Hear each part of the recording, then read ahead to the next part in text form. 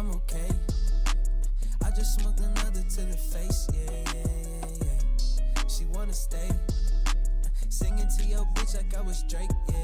Don't just try to tell me you love me. Can't keep it real if you really don't trust me. Come with a real, you here been the front, so you get my meals. I'm gunning for the money in the bank. Coming with a dank, scrolling a tank, rolling with the gang. You sitting out on the sideline tripping, I go to the hole with the rock like Pippin. Yeah. I'm okay. Oh, whoa. I'm just a big white guilt. White guilt. Why? We gotta white balance these cameras, man. Fuck. It's on auto exposure, baby. I guess so. I'm exposed for being a white man. I'm never wearing this shirt again.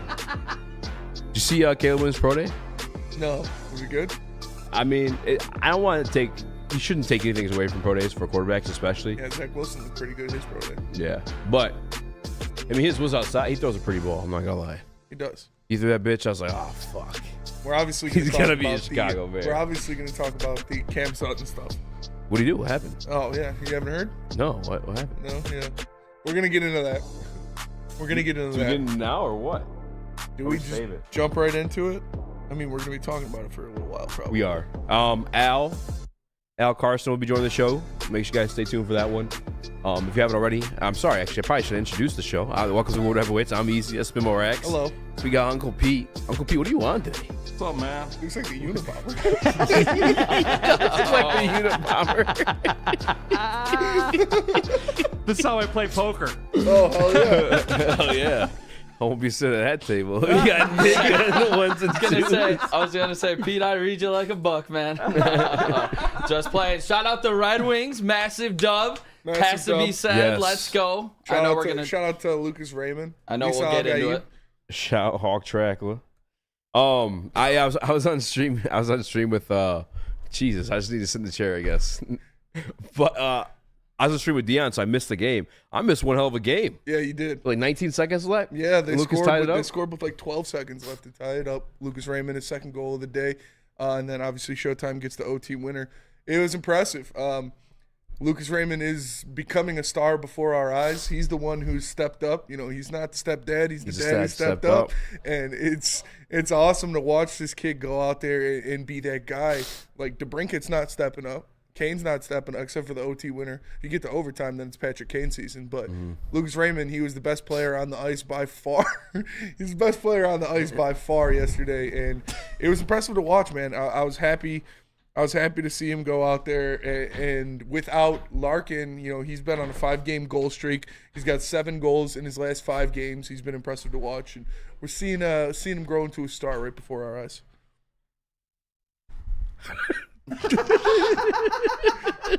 What? I was just getting in my chair the whole time.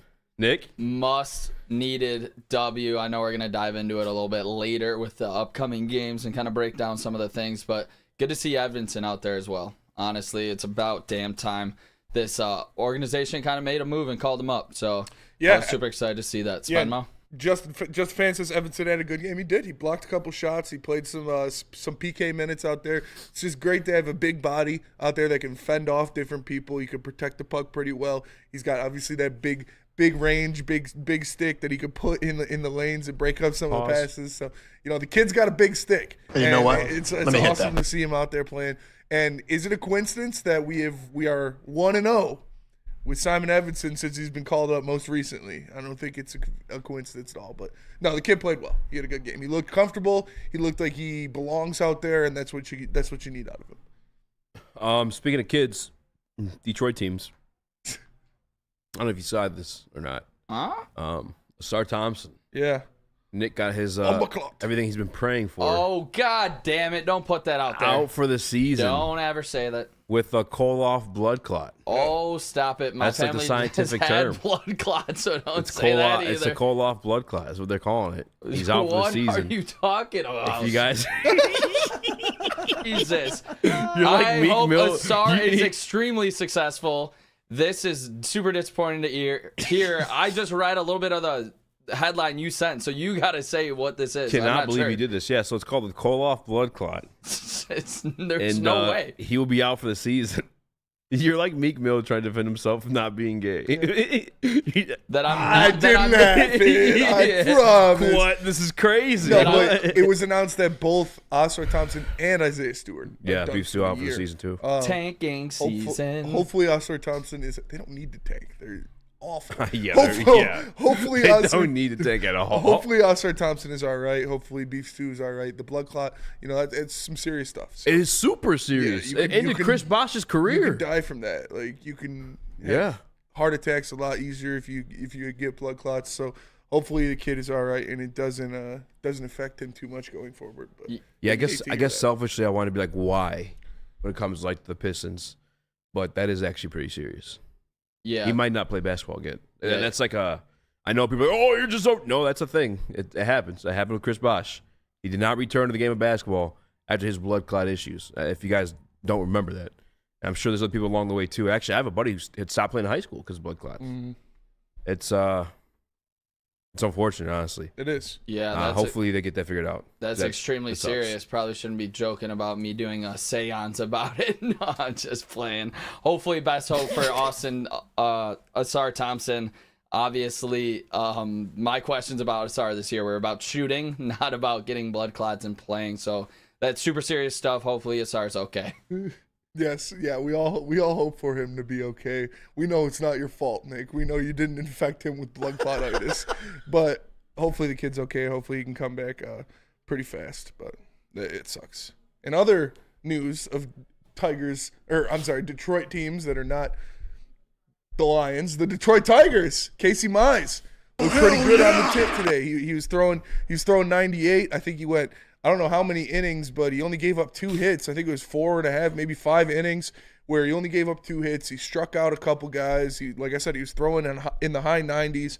So it was an impressive outing by Casey Mize, and you love to see that because that kid has some great stuff when he's healthy, and you can put him out there every 5th day or 6th day or whatever it is. You know you're going to have a better chance of winning than some other guys on the mound. So I was excited to see Casey Mize get back on the tit and throw some good stuff because he's a great player, and when he could stay healthy, like I said, his splitter is one of the best pitchers in baseball when he's right. So you need him out there. He's a big, important piece of this Tigers, hopefully AL Central title campaign.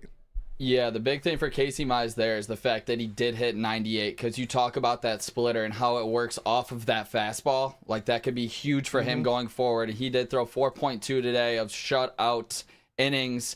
He's been good in this spring, and going forward into the season, he's going to have to be a big part of this rotation because we do have so much hope for these young pitchers, which maybe aren't the youngest anymore, guys like Casey Mize, Tariq Skubal, but they've all dealt with injuries in the past. So we have a lot of pitchers that are quality. It's just how many innings will these guys be able to eat up is the question mark I have for it. But if Casey Mize can be what we expected him to be when we drafted him 1-1, it could be a huge addition to this Detroit Tigers team. Yeah.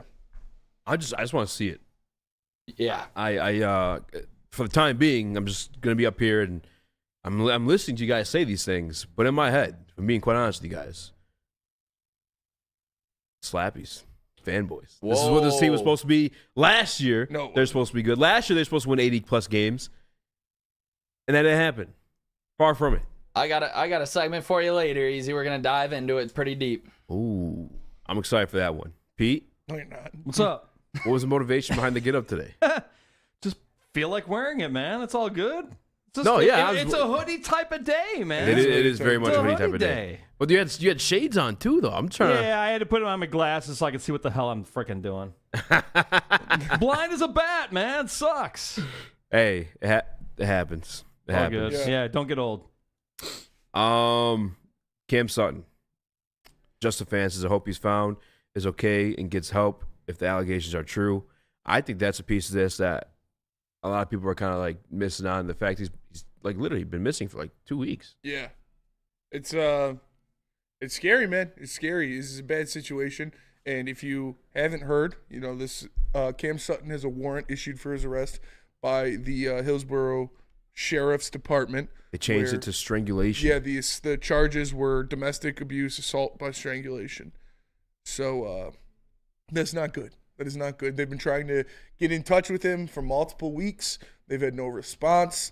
And as because they've had no response, they put it out there on Warrant Wednesday, which is pretty wild to have That is Warrant wild. Wednesday. That's Yeah, insane. what the hell But is The they- up with modern that? era of social media is fucking crazy. Yeah, What the honestly. They put that out there on social media that Cam Warrant Sutton Wednesday. is, if you have any information on him, to contact them directly. So, yeah, hopefully the victim is okay and healthy. Hopefully Cam Sutton is alive and well, and he needs to turn himself in is what needs to happen. You need to go to the police and see what happens. But Looks like something that might spell to be ugly, to be honest with you. Just because, like, I don't know. People just don't go missing like that, especially if, like, the police are actively, like, looking for you because of a warrant and you assaulted someone on top of it. Like, and they can't find you, that's not a good sign. And like, especially in the modern day, like, I'm starting a new job at a dealership, and these cars, like modern cars, they have the cameras in them, they have like trackers in them. GPSs, Your phones are the same exact thing, and like to have, I guess, both those things on him. Obviously, we left. It sounds like, and not have any access to it now. I mean, that's kind of freaky stuff. I think that part's kind of being overlooked. But like you said, Spinny, and I'm sure everybody thinks the same too. I hope he's okay. Hope the family's okay, and I guess move forward. I mean, I don't know, man. It's a really weird situation. I don't know how much I want to dive into it, but we definitely will be talking about how it does affect the team moving forward a little bit there, because it's still a position they need to address. Feels weird though. Not gonna lie. Yeah, extremely weird to be like in this position to talk about something that we don't have all the facts yet, to be honest. Yeah. And you don't want to speculate about something you really just do not know. Hopefully everybody involved is okay, and obviously just never right to, put your hands on anybody, but put your hands on a woman. That's pretty fucking low if that's true. Yeah. And again, allegedly, but when you go on the run afterward, that's never a good sign either. You agreed. normally don't run away from stuff if you don't have anything to hide. And Alan W says, IDK, how a famous athlete could disappear for 2 weeks with social media, cell phone towers, and all that. Exactly. It's Like a I was weird saying. situation, man. It's a very weird situation. I don't like to speculate on what's going on. I like to report the facts, and the facts are that there's a warrant out for his arrest for domestic abuse by strangulation, and they've been trying to contact him for multiple weeks, and he has not been able to get contact, because this happened on March 7th. It was a call made to the police at like 4:30 in the morning on March 7th, and they've been trying to contact him ever since and have not been able to get in contact with him. So it is, Aaron B says, concerning stuff with Cat. It's very concerning. It's very For sure. We hope all parties are alive and healthy, and this matter gets settled. Like, they need to find this guy, and he needs to turn himself in and clear his name or face the punishment for crimes he may or may not have committed. And it might be too soon to have that conversation, but just from some of the homework I asked people to do, because I was working the other day, sounds like the Detroit Lions might be on the hook in a scenario where if they cut him, if everything is all right, obviously, and they move on from him, because there's zero tolerance, it seems like. They obviously didn't draft Jalen Carter after the driving incidents, and probably more stuff to do with that too, but they will be on the hook for some of the money that he was guaranteed this year. I'm looking at I a don't know how that's salary gonna work cap out. right now. It's $12,680,000. Yeah. That's his hit. And he was like that $10 million was locked in earlier this week. Yes. Right? I want to say either Monday or Tuesday. I Right, think it and was a Monday. signing bonus of 2.1. Yeah. Like I said though, Al Carson will be joining the show. We'll discuss how the Detroit Lions, in a scenario where all is not well, either way. I had such a weird conversation to have. But we'll be talking about cornerbacks. It's obviously something that they just lost their cornerback to, it seems like. So we'll be figuring out what they're going to do with that one. Also, Dosadine and I did a mock draft last night. A name that I kind of been dismissing kind of just fell to us at 29. And not fell to us. I think everybody expects him to be there at 29. And I was looking at some numbers, and I was kind of convincing myself the other way about it. We'll get to that a little bit later on, too. But first, that was about Planet Fitness. Planet Fitness. Planet Fitness is the home of the judgment-free zone where anyone, and we mean anyone, can feel comfortable and work on their fitness goals no matter where you're at. There's Planet Fitness close by, more than 50 in Metro Detroit, and thousands more throughout the world. At Planet Fitness, you'll experience a squeaky clean gym full of equipment. You can get a full body workout in 30 minutes and a 30-minute circuit, and all memberships include fitness training. You get all this for just $10 a month, no commitment. Planet Fitness, where your fitness is essential.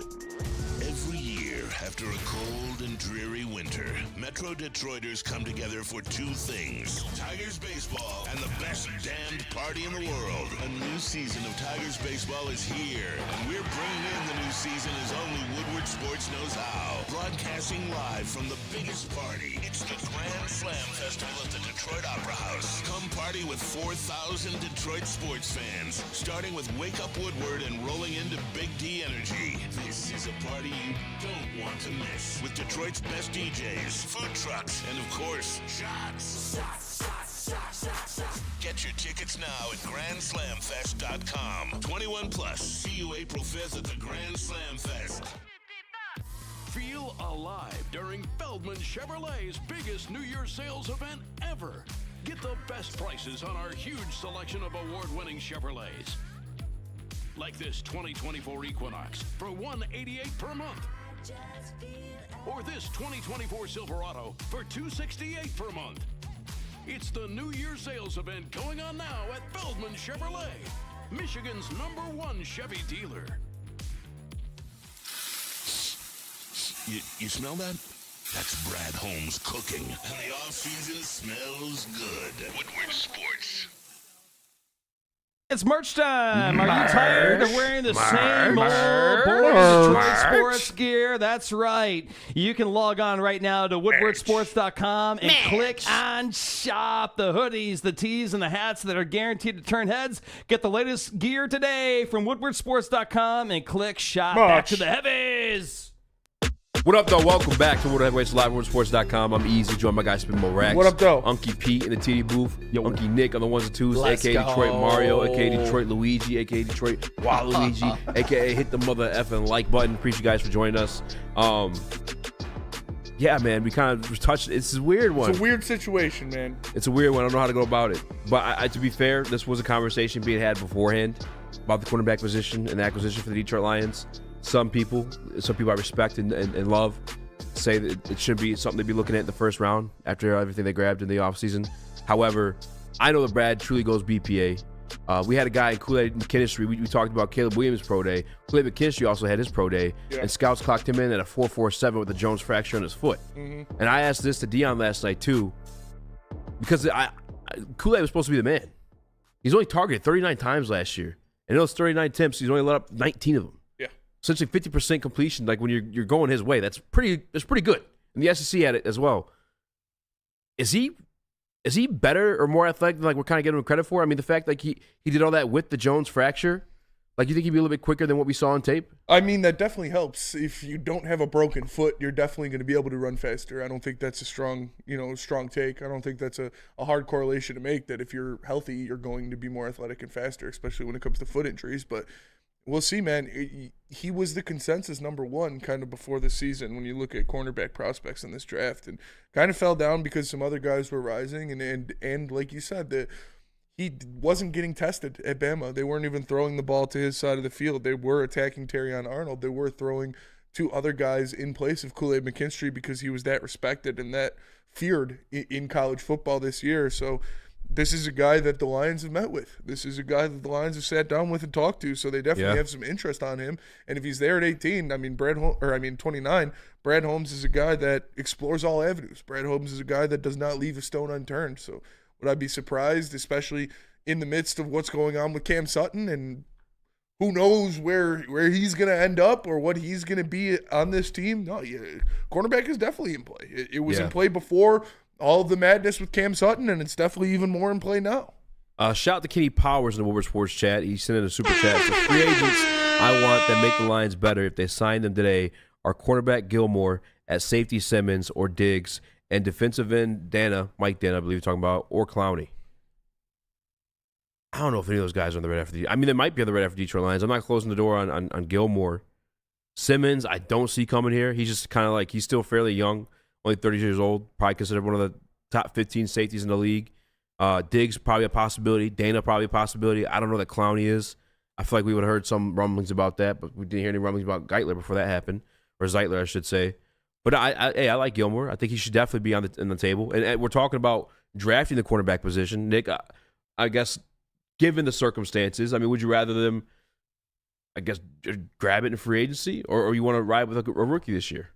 if I have to choose one, guess I think I would Amik is- trust Gilmore. I think I would lean Gilmore if I was going to have to pick one of them. But if I have the option to get both here, I would take Kool-Aid as well. I would go Gilmore for the 1 year option with the vet, and then you draft your cornerback one, hopefully, of the future, with Kool-Aid McKinstry. That's what I would do there, Easy. If you're staying at 29 and not going up and getting like maybe the elite guy in this draft, I think if Kool-Aid falls to 29, yes, I would absolutely like to take him in this spot. And I know some people are speculating too that like maybe the Lions were aware of this because it happened March 7th. That's why they made the trade. They made the signing. No, the Detroit Lions put out a statement today. Yeah. They found everything out this morning, and no further comment at this time because it's tough to be commenting on. But I don't think that was the case. I think they wanted to go all I don't out. think they knew about it either. I don't think they would have guaranteed the rest of his deal if they knew about what was going on. So I think they're for sure grabbing a cornerback at some point, somewhere. I would agree with that as well. And Weezy D313 says the Sutton news was cap, right? No. It's, unfortunately, very it true. is very, very true. The one I've seen going around that is false was that he threw her out of a 3-story building or wherever people were saying that online. That is not true. I have not seen any reputable source or any content of that being true other than like BuzzFeed articles. So don't agree with that one. But what is officially listed, what is officially documented by police is that he has a warrant on his, for his arrest for domestic violence, abuse from strangulation. And that happened on March 7th. And they're trying to contact with him, and they haven't been able to contact him since. And so they put the warrant out there on Warrant Wednesdays, which is still wild. Still wild. Yeah, you don't need a Not approving the Warrant Wednesdays. You don't- but Such a Florida thing to do. That is a that is a Florida Florida thing. ass Yeah. thing to do for Warrant sure. Wednesdays. Fugitive Fridays. Yeah, that is some real weird social media age shit. That it's like we had Wow. Woman Crush Wednesday and now it's Warrant Wednesday. It's like I'll be so pissed if I was like, you don't even know, like you got parking tickets or something. You're You on got- a Warrant Wednesday, like fuck. Yeah, bro. You didn't even tag me. Add me next time. Tag me, add me for the hose at least now. But yeah, the Cam Sutton stuff is very, very true. Except for, like I said, the throwing her out of a 3-story building. Yeah. That I've not seen anywhere reputable, and I feel like it would be more than attempted murder rather than domestic abuse if that was the case. Very true, very fair. One thing I was thinking about, I kind of said just now too, is like the fact that okay, you traded for Carlton Davis, which I think everybody presumed him to be CB1 in that situation, whether Cam's here or not. Amik, I already had the assumption that he was going to compete for that cornerback 2 spot regardless. I'm not saying he was going to win it for sure, not like that, but I think he for sure was going to make things somewhat stressful. Never mind. Maybe you move forward that. Maybe it's not like a need in terms of like, hey, I have to go sign somebody right now. And maybe you still draft Kool-Aid because, like, I saw someone ask in the chat, I think it was Aaron B. He asked, is Kool-Aid a Dan Campbell guy? I think he is. They met with him at the Combine for a reason, right? He's always been, like, presented as, like, the CB1 in his, like, class coming out of high school and whatnot. And I think one thing that I love for sure is that we talked about it yesterday. Brad Holmes signed these guys these 2-year deals, kind of keeping the carrot in front of the horse, keeping them hungry, keeping them, like, chasing after something. This is a guy that's been, like, highly coveted since high school. It's like he was, before we did obviously the homework on it, everyone thought he was like CB1 for sure in this draft class. Everyone talked about Kool-Aid. And then we kind of watched the film a little bit, and we're like, he's not so great with the shiftier guys. However, you got the Jones fracture. And then now, too, with him kind of getting some shade thrown on him as like the highly coveted cornerback prospect, now you might have a little bit of dog in him, a little bit of a chip on his shoulder, which I think makes him more of a Dan Campbell guy. Because like knowing that he was the guy that was only targeted 39 times, that only allowed 19 receptions, only 3 touchdowns in his 3 years at Alabama. That's a guy you want with a chip on his shoulder. Similar situation to Brian Branch. We saw coming with a chip on his shoulder, perform very, very well. I think absolutely he's molded himself or is becoming a Dan Campbell guy before our eyes. I mean, that 4.47 with the Jones fracture today, I think it's a Dan Campbell move. Like going out there, still doing your pro day while injured and killing it, by the way. Yeah, and like we said, we know they've had eyes on him before because they sat down with him to talk with him. He was one of their pre-draft visits. He was a guy that they wanted to get some information on, wanted to get in the room with, to sit down and talk to. So he's been mocked to the Lions multiple times at 29, and unfortunately the situation with Cam Sutton is looking like they're gonna get a cornerback sooner rather than later. I know we were all excited about wide receiver or edge rusher or what are they going to do, but now you might need to grab yourself a cornerback in the future. or just another piece. Because although you signed two very capable, or Yeah. acquired two very, very capable cornerbacks, man, that just sucks. Brad and Dan used the word depth Yeah. multiple times in both those meetings at the combine.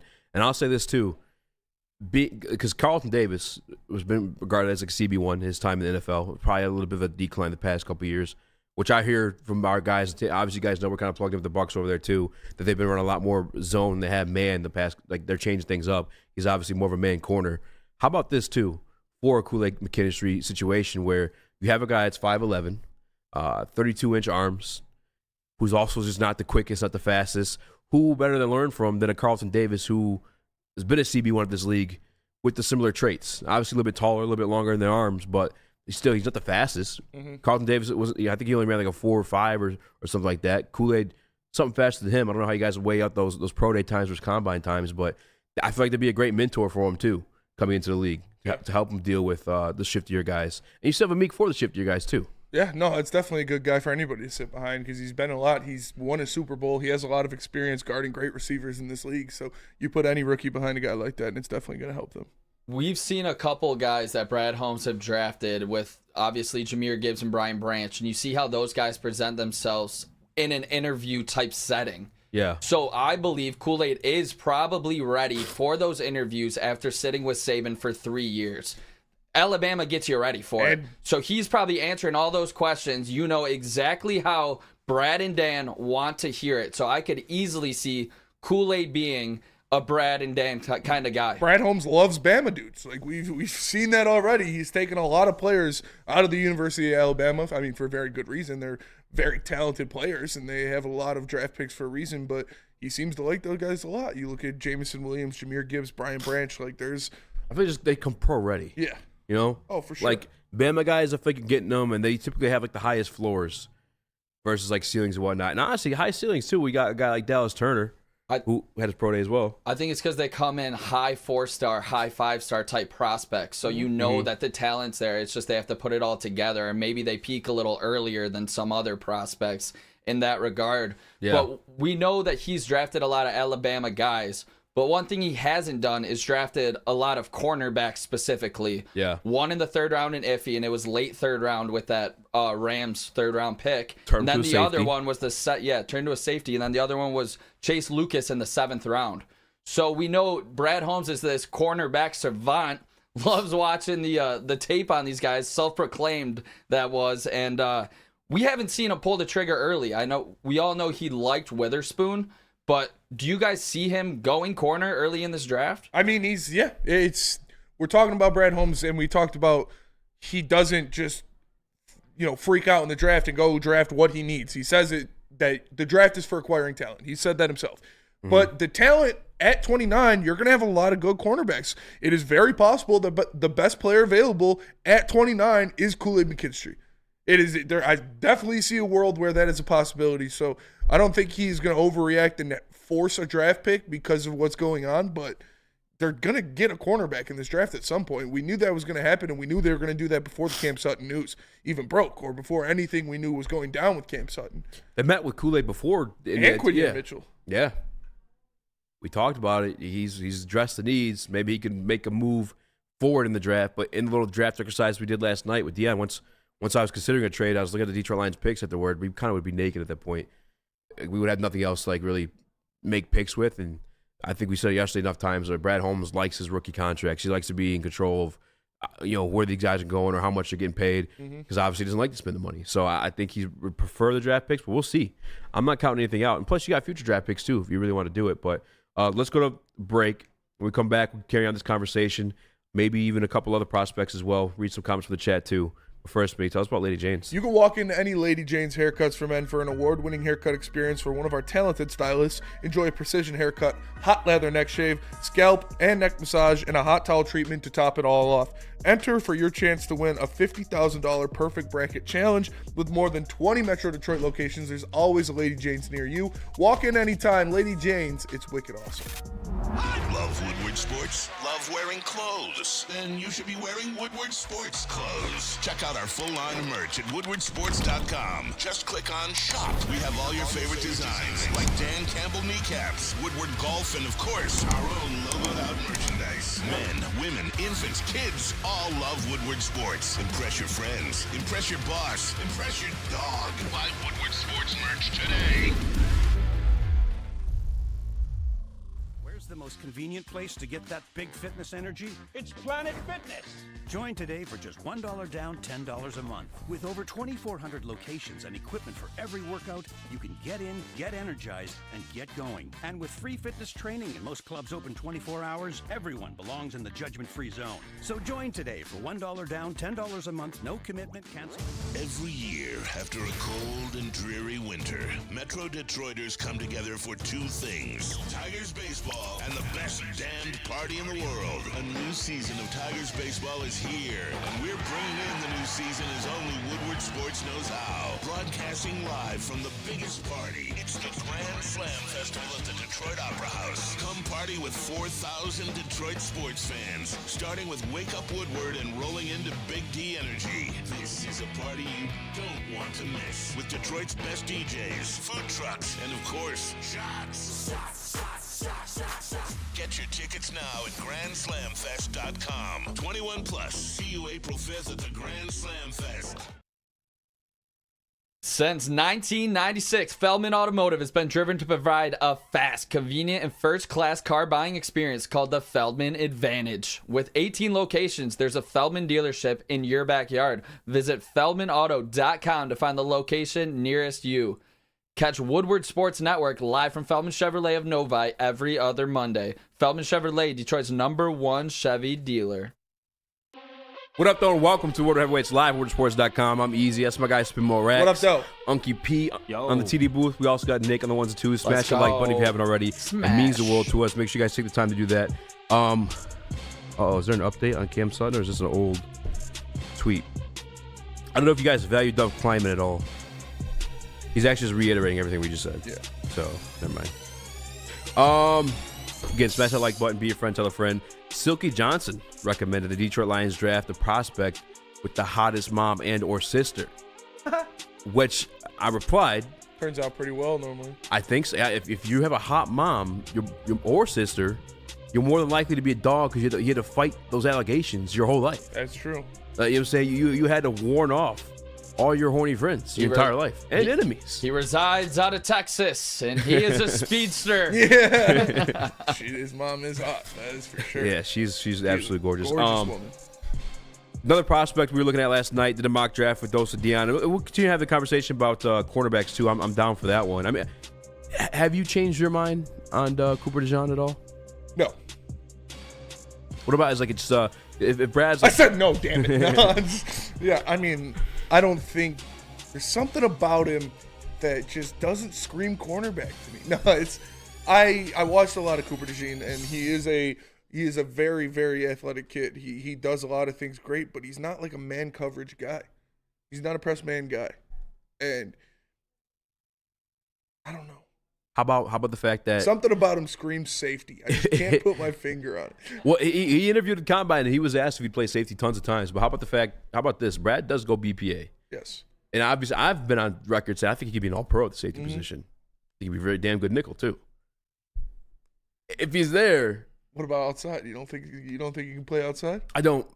I've been on wax saying that as well too. I could be wrong in that. We'll see at his pro day the type of numbers he's putting up, but just even on the tape though, I think it's beyond it's beyond just his whiteness. Yes.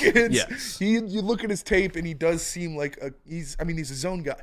He's a zone guy, and you see that plays like 10 yards off. Nickel, safety, yeah, that would make sense.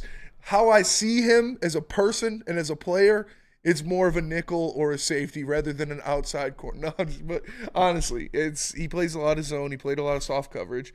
He is a freak athlete. He could be great at Texas. He's a freak athlete. Yeah, he really looks like he'd be great at baseball or hockey. But no, he's an impressive athlete. He's an extremely impressive athlete. Very, very impressive. I think he'll be a very good player wherever he goes. But You just got Brian Branch last year, who is that same kind. I think Cooper DeJean will be like a Brian Branch in the NFL. Brad don't care. Yeah, he doesn't. You really don't. That's what I'm saying. In a BPA approach, That's true. if you're staring down the barrel and Cooper DeJean's there, you might pull the trigger, Pete. Well, I was going to say we discussed this on the Ermanni and Edwards show. Heard 2 to 4 here. Shout out. Shout out. Absolutely. Shout out with Maz. Sorry, Maz. Yeah. Wow. But Braylon That's brought up Cooper DeJean. He does not want him. Well, we Absolutely know. does not. Braylon hates Iowa players. Yeah, Braylon he hates does. Watt And he made a good point. He said he came out of the Big Ten West. He's like, what offense did he actually face? Yeah, Pete, dude. great point. And to that, Easy, my back. So I was Go about ahead. to cook with it. Drew Aller is the best quarterback that he's played, and against Penn State. Like these teams do not throw the ball at all. It's big hard-nosed football. They run the rock. There's no chance that you can trust any cornerback in the Big Ten unless they're coming out of Ohio State or they are just clearly proving it on tape. Honestly, I feel that way. So you don't like Mikey Sanchez though as a player? Ooh. He showed it on tape in the biggest games of the season against Washington and rebuttal. Alabama. Good rebuttal. That's true. Yeah, I mean, you put on the tape and you look at some of his interceptions. I mean, I go back to one against Michigan State where it's just a horribly thrown ball. And he just ran out the end zone to grab it. It's not he was in tight in coverage and made the play. I mean, one argument, I guess I'd have to watch the Ohio State game specifically. Did he play Ohio State this year? He did not. He did not. Oh. And that's a school maybe the year previously. Then maybe I'll have to I look think the that year up. previous, but not this past Yeah, year. because that's where I think you get your answer because they've always had receivers. Let me Ohio double State check has. on that. So I think that's where you get a little bit closer to truth there. But Janes are out today, boys. James be out every day. And also, James if be you out don't every mind day. me saying, Maz brought up the point. Maz is like, well, what about the 99-yard when he tracked the guy down from 99 yards? And Bray goes, why did he get beat for 99 yards? And it's like it's Braylon's got some very good points on this whole. It's like I would say Braylon knows a lot about football. Yes. and Braylon knows a lot about cornerbacks and Big Ten football. So I would definitely trust his opinion. But no, I'm with Braylon on that. I'm not in love with Cooper DeJean as a fit for the Lions. They did Like I not said, play I think out- he'll they be did a not great play. player where he goes. But we got Brian Branch already. We got Brian Branch at home. They did not play Ohio State this past year. No. Yeah, they did not play Ohio State this year. And we'll see. I would rather have Kool-Aid than Cooper DeJean. I would too. Listen, I think he's just better at the position. It's obviously a position need. Brad Holmes already kind of mocked us already though for like mocking quarterbacks because it's need. I'm gonna address the needs of free agency, in which he has. But Kool-Aid's still a highly touted prospect. Mm-hmm. Again, we're just doing mock drafts, not with real GMs, but he seems to be there at 29 a lot of the times. He's been mocked to Detroit Lions, play other times too. But again, everyone's got different draft boards. You can't really predict what this guy's going to do. The guy that we were looking at last night, though, Chop Robinson. Chop. I think I flopped on Chop, where I was like against it beforehand, but I was looking at some of the, and again, it's a combine, so maybe I shouldn't look reading too much into it. But like, and this before obviously the Sutton news was public, but we do need another defensive end. We do always speak to Aiden Hutchinson, kind of like perform better with like a speedier guy on the other side of it. We had Coach DC on this week who was like, hey, we need another linebacker. He's athletic enough to play the Sim. He ran a 4.4 as an edge rusher. The arms are actually longer than I thought. I thought they were going to be like 31 just because I compare him constantly to who was my man that was with the Falcons for a little bit, Vic Beasley. Yeah. But okay, 32-inch arms, 1.5, 10-yard split, which you kind of look at for your defensive lineman. And again, he'd probably be in rotation with Davenport. If we're giving Terrell Williams all the credit we're giving, is this something you might want to get your hands on? I don't want my first round pick to be a rotation guy. And Or that's not a good argument maybe for becomes me. more than that. Like, I want my first round pick to be a guy that's going to impact the game right away on a high level all year. And you already got your rotation guys with Davenport and James Houston. Like I said, if I'm getting an edge, I want that edge to be a guy that's going to be the bookend edge rusher for Aiden Hutchinson. He's going to be the guy that's out there every single play until he needs a play off, and then you rotate guys in. I don't want my first round pick to be the guy you're rotating in. I want my first round pick to be the guy who gets someone rotated in for, like when he needs a breather. So I don't know. I'm not as in love with Chop as some people are. I don't hate him as much as other people do as well. I'm kind of right in the middle on him. I'm on the fence with Chop. his 40 time and his combine was impressive for sure, but combine doesn't mean everything. And I know Nick hates him because Nick's all about production, and he does not have the production, even though he played opposite of another elite defensive end. Yeah. So we'll see, but I'm not in love with Chop. Can I offer you this? You want the sandwich? No, I'm just kidding. This is for my PFF people. Joey, 2 times see the chat. Nick, you're big of a number guy. How do you feel about PFF? You a fan? Not a fan?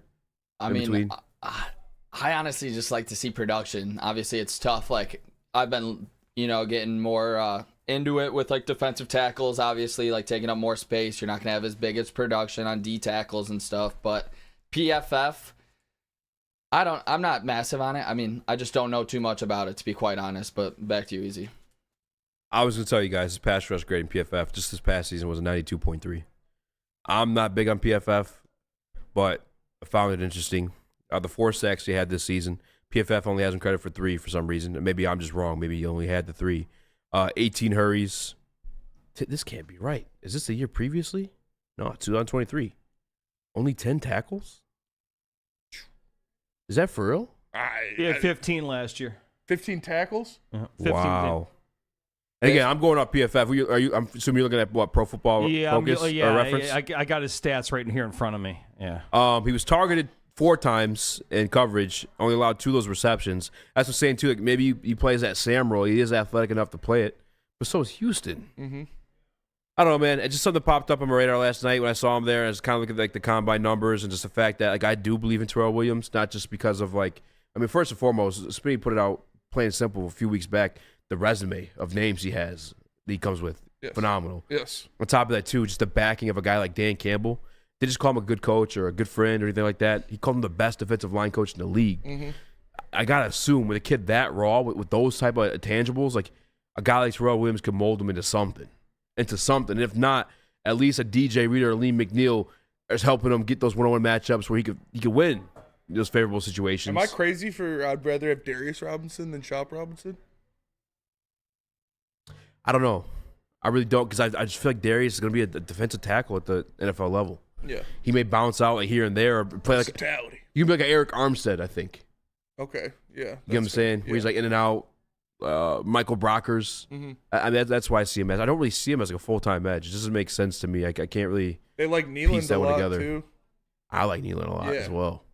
I still like Austin Booker. Yeah, he didn't have a great. Austin Yeah, he Booker didn't have a from great Kansas. combine, but Yeah. again, he's still pretty raw in the he's still pretty raw at the position. So we'll see, man. We're gonna go to break real quick.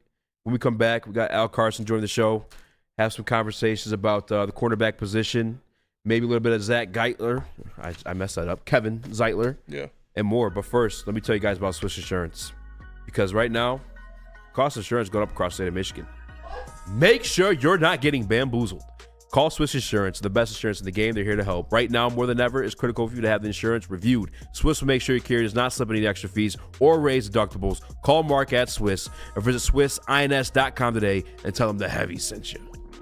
Every year, after a cold and dreary winter, Metro Detroiters come together for 2 things: Tigers baseball and the best damned party in the world. A new season of Tigers baseball is here, and we're bringing in the new season as only Woodward Sports knows how. Broadcasting live from the biggest party. It's the Grand Slam Festival at the Detroit Opera House. Come party with 4,000 Detroit sports fans, starting with Wake Up Woodward and rolling into Big D Energy. This is a party you don't want to miss, with Detroit's best DJs, food trucks, and of course, shots. Get your tickets now at GrandSlamFest.com. 21 plus. See you April 5th at the Grand Slam Fest. How would you like to win not one, but 2 vehicles of your choice? One for you and one for your wife, your girlfriend, or your best bud. Get to Lady Jane's today for an award-winning haircut and automatically enter for your chance to win. Courtesy of Les Stanford Buick GMC of Ferndale. Lady Jane's, open 7 days a week. Walk in anytime. It's wicked awesome. Love Woodward Woodward Sports? Love wearing clothes? Then you should be wearing Woodward Sports clothes. Check out our full line of merch at woodwardsports.com. Just click on shop. We have all your favorite designs, like Dan Campbell kneecaps, Woodward golf, and of course, our own logoed out merchandise. Men, women, infants, kids all love Woodward Sports. Impress your friends. Impress your boss. Impress your dog. Buy Woodward Sports merch today.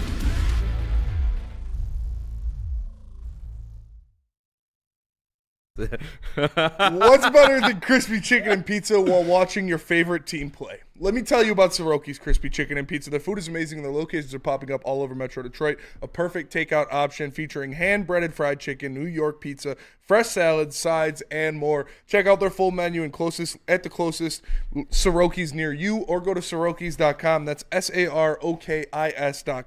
Soroki's and Woodward Sports. It's crispy. What up, though? Welcome back to Woodward Heavyweights Live, WoodwardSports.com. I'm Easy. Spin more racks. What up, though? Unky Pete. Yo. Nick on the ones and twos. Let's Special go. guest, Al Carson, Detroit Lions Twitter. What's up, man? Not a buddy. Kind of a whirlwind day. Yeah. A lot going on. Yeah. It's been awkward to talk about, too. I don't really know how to address it, but I think we can also still focus on some levity. There's some things Lions fans are looking forward to. yeah. Speaking of which, we just had a conversation where we were talking about obviously what to do at 29, and now cornerbacks thrown back in the mix, but we were talking about edge rushers, and Chop Robinson's name is brought up, and a lot of people are either super high on Chop Robinson or don't want him at all, don't want to touch him. Where are you at on Chop Robinson? How do you feel about him as a prospect? I definitely had more trepidation following the Senior Bowl and some of the other guys that were there, but the way he performed, it's hard to argue with the physical traits. You can't draft those physical traits later on, and a lot of times if you can get those to develop, and if you pair him with Terrell Williams, I mean, he is violent. Terrell Williams does just give him a marble slab and he'll craft him. And can you imagine him being opposite Hutch? I'm a little more optimistic about his outcome as a pro, even though he didn't show it as much and not nearly as consistently at Penn State. So Chop is someone I've opened up to. It took me a little bit of the month of February. Where was it? Apollo says Chop is being questioned like Will Anderson. Will was one of the fastest as well. Will Anderson had undeniable production at Alabama. He was one of the best pass rushers in the college football for multiple years in a row. Was Nick Saban's by far best defensive lineman he's ever coached at Alabama. Like, there were no questions about Will Anderson. I don't think that's a fair comparison. Yeah, no. No, not the same. He's trolling. Not a chance. You that said he's Apollo said that? Not a chance he's being for real with that one. But how do you feel about Darius Robinson then, on the other hand? Because that's a guy they met with. That's a guy everybody's like, oh, look at the versatility and different things he can do because of his size and his power and different things like that. Also, they met with him. They talked to him. He's a Detroit kid, different things like that. Do you like Darius Robinson? I feel like for the next 5 weeks, we're going to talk about Darius Robinson more. There's all of those palpable things. And him and I think Marshawn Nealand are in the same bucket for me, and it's the same bucket as Josh Paschal and John Kaminsky. I do think there's a spot like Brad Holmes, as we saw with Marcus Davenport. He's got a soft spot for those heavy-handed dudes who are violent, like Terrell Williams, the D-line coach said, and they attack offensive line, and they offer that versatility where they can be a 7 technique on the strong side. They can kick in pass production. So I personally, I'm infatuated with the idea of finding someone who offers a little more as a 3-down edge player. But I'm not going to argue if we take a Darius Robinson or a Marshawn Nealand. But they would be a little duplicative of what we already have in Josh Paschal, who's only year 2, but I still think is an ass whooper. And I'm excited for him, or he's only had 2 years. I'm excited for him in year 3. Terrell Williams, too. Get his hands on that guy. Exactly. Turn him into Danico Autry, maybe. That's my hope of it. Yes, that is the goal. The Danico would be a perfect outcome. Yeah, but I think with Chop, and I've kind of held firm on this, I think he's Eric Armstead at this level. And the tweener, like you said, is kind of bouncing. Darius Robinson, yeah. What did I say, Chop? Yeah, I apologize. Yeah. Chop, there's something interesting there, man. And I wasn't that way before, man. I really wasn't until I was kind of looking at the PFF stuff, or not the PFF, but the Combine stuff last night, and I was like, I mean, he'd have like the perfect setup to do well, right? With DJ Reader and Aleem right there too. It's kind of interesting to me. Another guy who had his pro day, another guy that Detroit Lions actually literally met with, is Kool-Aid McKinstry. How do you feel about his pro day, and how do you feel about talks of him possibly becoming a Detroit Lion? I had to pull over when I was driving over here. I just was having too much Kool-Aid in my earbuds from you guys. I was getting Honolulu Blue Kool-Aid intoxicated. I think it's weird that it was quiet about Kool-Aid in February, right? Yeah. It wasn't like leading up to the combine. We didn't hear that much about him. He had the Jones fracture surgery. And obviously, Terrion Arnold surpassed him as the kind of bona fide CB1 for Alabama. And good for Terrion. That guy kicked ass the last 18 months after getting benched in the Tennessee game in 2022. I think Terrion Arnold and Quinyon Mitchell, they're a pipe dream. They're not going to be there. Nate Wiggins likely won't be. And I think Kool-Aid is one of 4 to 5 cornerbacks who check a lot of the same boxes that we're looking for. Length, physicality, good pedigree, years of experience that Brad Holmes could be intrigued by. And regardless of what happened today or what happens moving forward, I think it's someone that Brad Holmes would be interested in. Count me in for Kool-Aid. And there's a lot of other names. I mean, Ennis Rakestraw Jr., we've heard. Yeah. And Kamari Lassiter, we've heard. Yeah. 2 other guys that sign me up. I won't question in a heartbeat if we take them at 29. And who could justifiably fall to 29? Yeah. I mean, both those guys are lengthy. They have great press. They use their hands. They're aggressive. But one other guy we're not talking about that I think falls right into that bucket, who might get that March, April media swoon, is Renardo Green. I like him a lot. The Florida State guy who like him I'm a starting lot. to swoon over, who has a lot of those similar length, height, press. He checks the press box. I think that's kind of key for us moving forward and what we want to do with Aaron Glenn. Renardo Green, as a first rounder at 29, it'd surprise a lot of people now. Yeah. But that's why we're talking about him now, because I want them to be aware that, Jack Campbell. First round. Huh? First round, though. Yeah, I think he could easily be cornerback 5'6". I think Lance Zierlein has him top 50. Quite a few guys do. And it's, if you put on the tape against LSU, what he That's did what I was about to against say. Brian Thomas Jr. and Yeah. Malik Neighbors, and the fact that he was their starting safety. He was starting at safety, I think, in 2019, 2020, or 2020, 2021. So he's just now making the transition, and he still has that mirror and match ability where he's a little handsy. A lot of the guys I just named are handsy. Yeah. But so is L'Jarius Sneed. I think that's what AG wants, though. Like AG wants, he wants you to be physical. He wants at the you to be line. aggressive and physical at the top of routes. Yeah. For sure. Two years ago, he did the podcast with M. Schefter. He's like, I want to bring back the physicality to football. He's like, make football like physical again or something, like aggressive again. Whatever it was, the term was, he likes physical guys at the quarterback position specifically. He played the quarterback position. Who knows better than him than like what to want? You know what I'm saying? Well, I mean, I guess he's not like the elite when it comes to the physical coordinator, but I trust his opinion on that matter. Yeah, we did player spotlights for a while where we picked somebody in the draft, and one of mine was on Renardo Green, and just watching his tape of him putting Malik Neighbors in a bread box in the red zone, I was like, damn this. Especially in the red zone, the green zone, like when they're this kid. trying and they're drawing Yeah. up plays for him, and he's able to lock on, and he's got the hips and the trust to match those routes. Those 4 guys, I think at least 2 of them, between Kool-Aid and Green and Rakestraw Jr. and Lassiter, I think 2 of those 4 guys could fall to us. Yeah. And I could see us liking all 4 of them. How do you feel about TJ Tampa? Because that's a guy we like as well, but is he still second I just round, think third? he's more of we don't really know. He played so much zone. Yeah. That's what it's hard to like. He is a guy that was sitting back, dropping his zone. He wasn't as able to show off his physicality. So that would be more of a projection because we haven't seen it. But he's got the length and he's got the height. I won't rule it out. Since we're kind of on the subject of like cornerbacks, it's something I feel like has become a little bit of a need in terms of like depth. And obviously Brad said he's going to address those things through free agency rather than the draft. I feel like we're kind of forcing the hand and just wanting a cornerback, respecting a cornerback. I don't want to get hyped up and our hearts broken. Do you think it's something they just go forward with in free agency? I mean, are you comfortable with a Meek being your CB2 or are you comfortable with a rookie being there? Or you think you're just going to grab somebody like Gilmore or something like that? And I heard Kenny Powers check in from the chat earlier. And I can't remember who the other guy he said besides Stephon Gilmore was. Is it Gilmore? But what did he say? Gilmore, like you, I think Gilmore was the only one you really agreed with. Mm-hmm. And I'm on the same page that I think now that we have to pivot to plan B at this point, and I think we're going to want to add a cornerback regardless, and hopefully Brad Holmes really does finally draft a cornerback in the top 100 that he intends to play cornerback. Yeah. I think a not Band-Aid, but a veteran signing like Stephon Gilmore would be perfect. But I'm also interested in Adoree Jackson.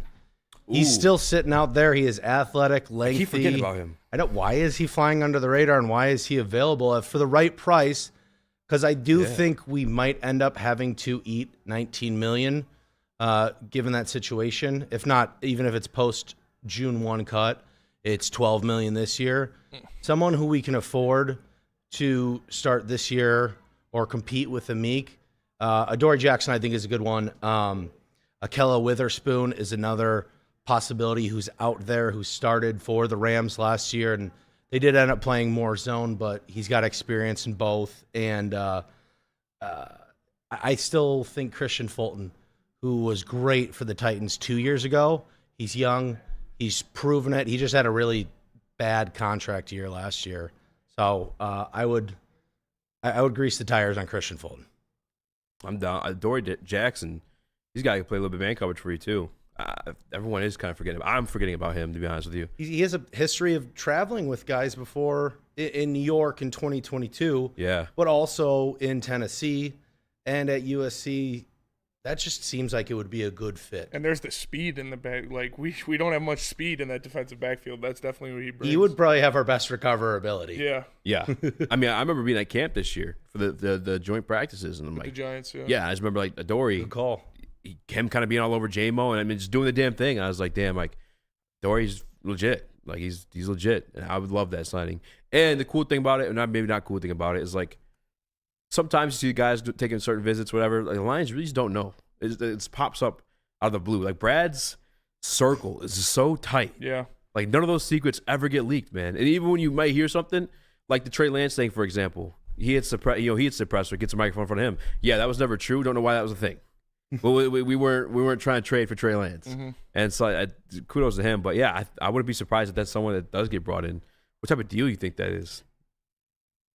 Probably just still now that he's still available. Yeah, and game of musical chairs is kind of stopping at cornerback. Not that teams couldn't use it, but I don't think they'll force it. Probably $13 million over 2 years, $10 million guaranteed, maybe something like that. I don't even hate that, to be honest with you. Yeah, I really don't. Trying to look at his splits too, how often he was a man and whatnot. Last year was that defense. Last year, was a little convoluted, and I mean they had him playing slot to start the year, and I think he had a bad rub last year. Yeah, on a defense that didn't have a cohesive plan, and that's why they brought in Shane Bowen. I think Shane Bowen to the New York Giants was one of the best, most underrated defensive coordinator signings this offseason. Yeah, if I'm not mistaken, one of the reasons, I can't think of his name right now. Their defensive coordinator.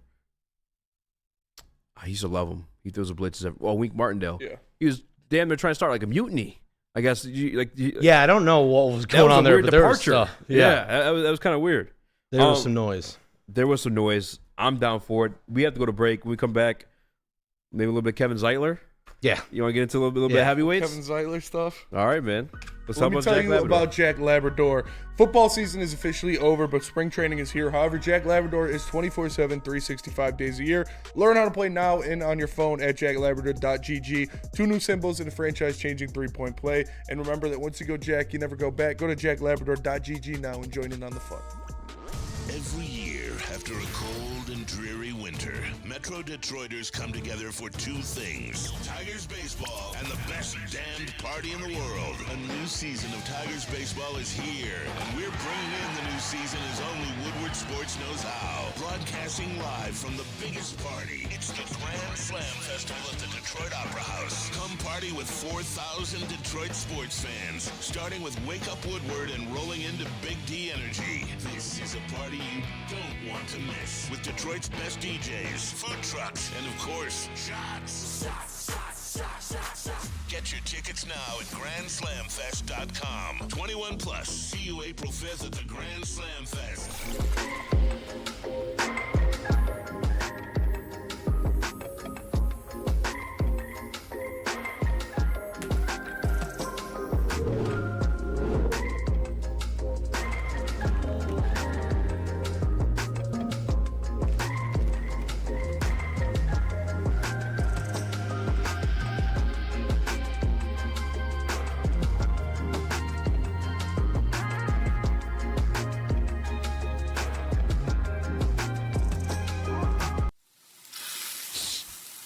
You smell that? That's Brad Holmes cooking. And the off-season smells good. Woodward Sports. At work and at home, we're there with smarter security solutions. Featuring complete automation with customized alerts and more. For over 90 years, we've been the company that's been counted on to protect what matters most, all with personalized service and care. Right now, for a limited time, receive a free video device plus free installation with a new home system. Guardian Alarm. We protect Michigan. We don't like to brag that we are the toughest sports network in Detroit, but we do have a guy named Darren McCarty on our side. Woodward Sports. Wake up, Woodward. Woodward Sports has a new morning show. Start your day with Wake Up Woodward, Monday through Friday, 8 to 10 a.m. live on Woodward Sports. Join Kool-Aid, Flannel Sam, Broder, JB, and KG every morning as they cover all of Detroit sports. Sports talk, banter, and live fan interaction, all on Detroit's #1 sports network, Woodward Sports. What up and welcome to World Heavyweights Live, WoodWardSports.com. I'm Easy. It's my guy, Spin More Rax. What up, though? Unky Pete, Nicholas Koloff, Al Carson, the football guy, joined us. Make sure you guys give him a follow on X.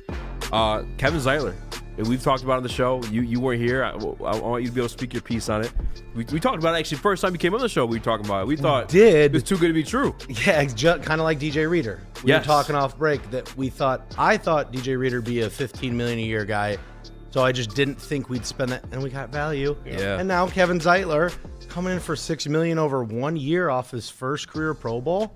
I think it's pretty cool that we're going to possibly have improved pass protection next year. Yeah. And maybe that was a conversation that Brad Holmes had with Ben Johnson. What are you looking for? And Frank, offensive line coach. Yeah. What are we looking for in the run game, the pass protection, as far as what traits do you want? And now maybe we are going to see Gibbs be released a little bit more. Are we having 5 guys flooding the field because we're even more secure being able to drop back with Goff more? And he doesn't have to scheme. I mean, not that Goff doesn't eat play action and everything that kind of keeps the defense pausing for a half a second. Yeah. But like just more reliable pass protection is huge. And within the name of reliability, Zeitler, most snaps played for an offensive lineman since 2012. That's what I'm saying. You talked about the money. Like, does he have his children locked up in his basement? Because we saw Landon Dickerson get $21 million. We saw Robert Hunt get $20 million. We saw Jonah Jackson get $17 million. I understand this guy's 34, but on a 1-year deal, only $6 million. That seems impossible. We saw Damian Lewis get like $15 million right back at Carolina. And I mean, Brandon Thorne is maybe the offensive line guru within football media, and he had Zeitler, the number 4 interior offensive lineman of all the free agents, and you just named off well over 4 that got well over double digits, right? Yeah. So we are just going to put him in between Sewell and Ragnow, which, holy hell, the right side of that line. And I will say the one thing I noticed with the first game I got to watch with Zeitler is he does get a little more help than their left guard, John Simpson, who left for the Jets, from Tyler Linderbaum. Yeah. But he was next to Morgan Moses, who is a walking, talking, blocking giant of a vet in himself. So it's a very similar. He's going from a great situation to an even better situation. Yeah. So I'm happy that he's able to still be in that situation because he might have some deficiencies now at 34, but he does a lot of things strong. The 2 things I think he's maybe not as strong as when he was 20-something with either Cincinnati or Cleveland is getting out to the linebackers, the second level, and scraping there. And sometimes he struggles cutting off a super block of a backside nose tackle. So if we're running to the left side, if we're running off Decker's ass, and he's got to cut off that 1 for the backside pursuit, sometimes he struggles to get there. But I think if we know those deficiencies, we can work around it because we have so many all-pro level players around him. So, I mean, he just makes the unit more cohesive, more strong. Yeah, especially, I mean, we talked about it on the show. If anybody missed it, like in the games that we kind of did get our asses kicked, or Goff did look really shitty. It was like the interior that was getting busted through. And What if that's a more fortified unit? Yeah. And we know he'll be able to pick up this offense well because one, we have some of the best communicators on the coaching staff in the NFL. Yep. But two, this is now going to be his 5th team and 8th or 9th system.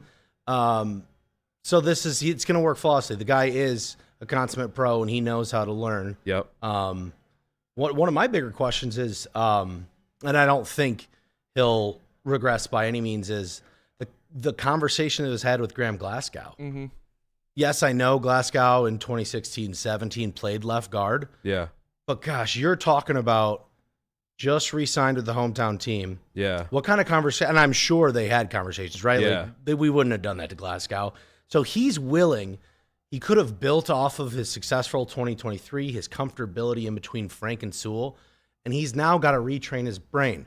Yeah. He is wiping in the bathroom with a different hand now. He's switching with his left hand. His left hand's in the Josh Sitton, the All-Pro guard, said that back in the day for when he was asked about switching sides and why he doesn't like it. Glasgow's got his left hand in the dirt.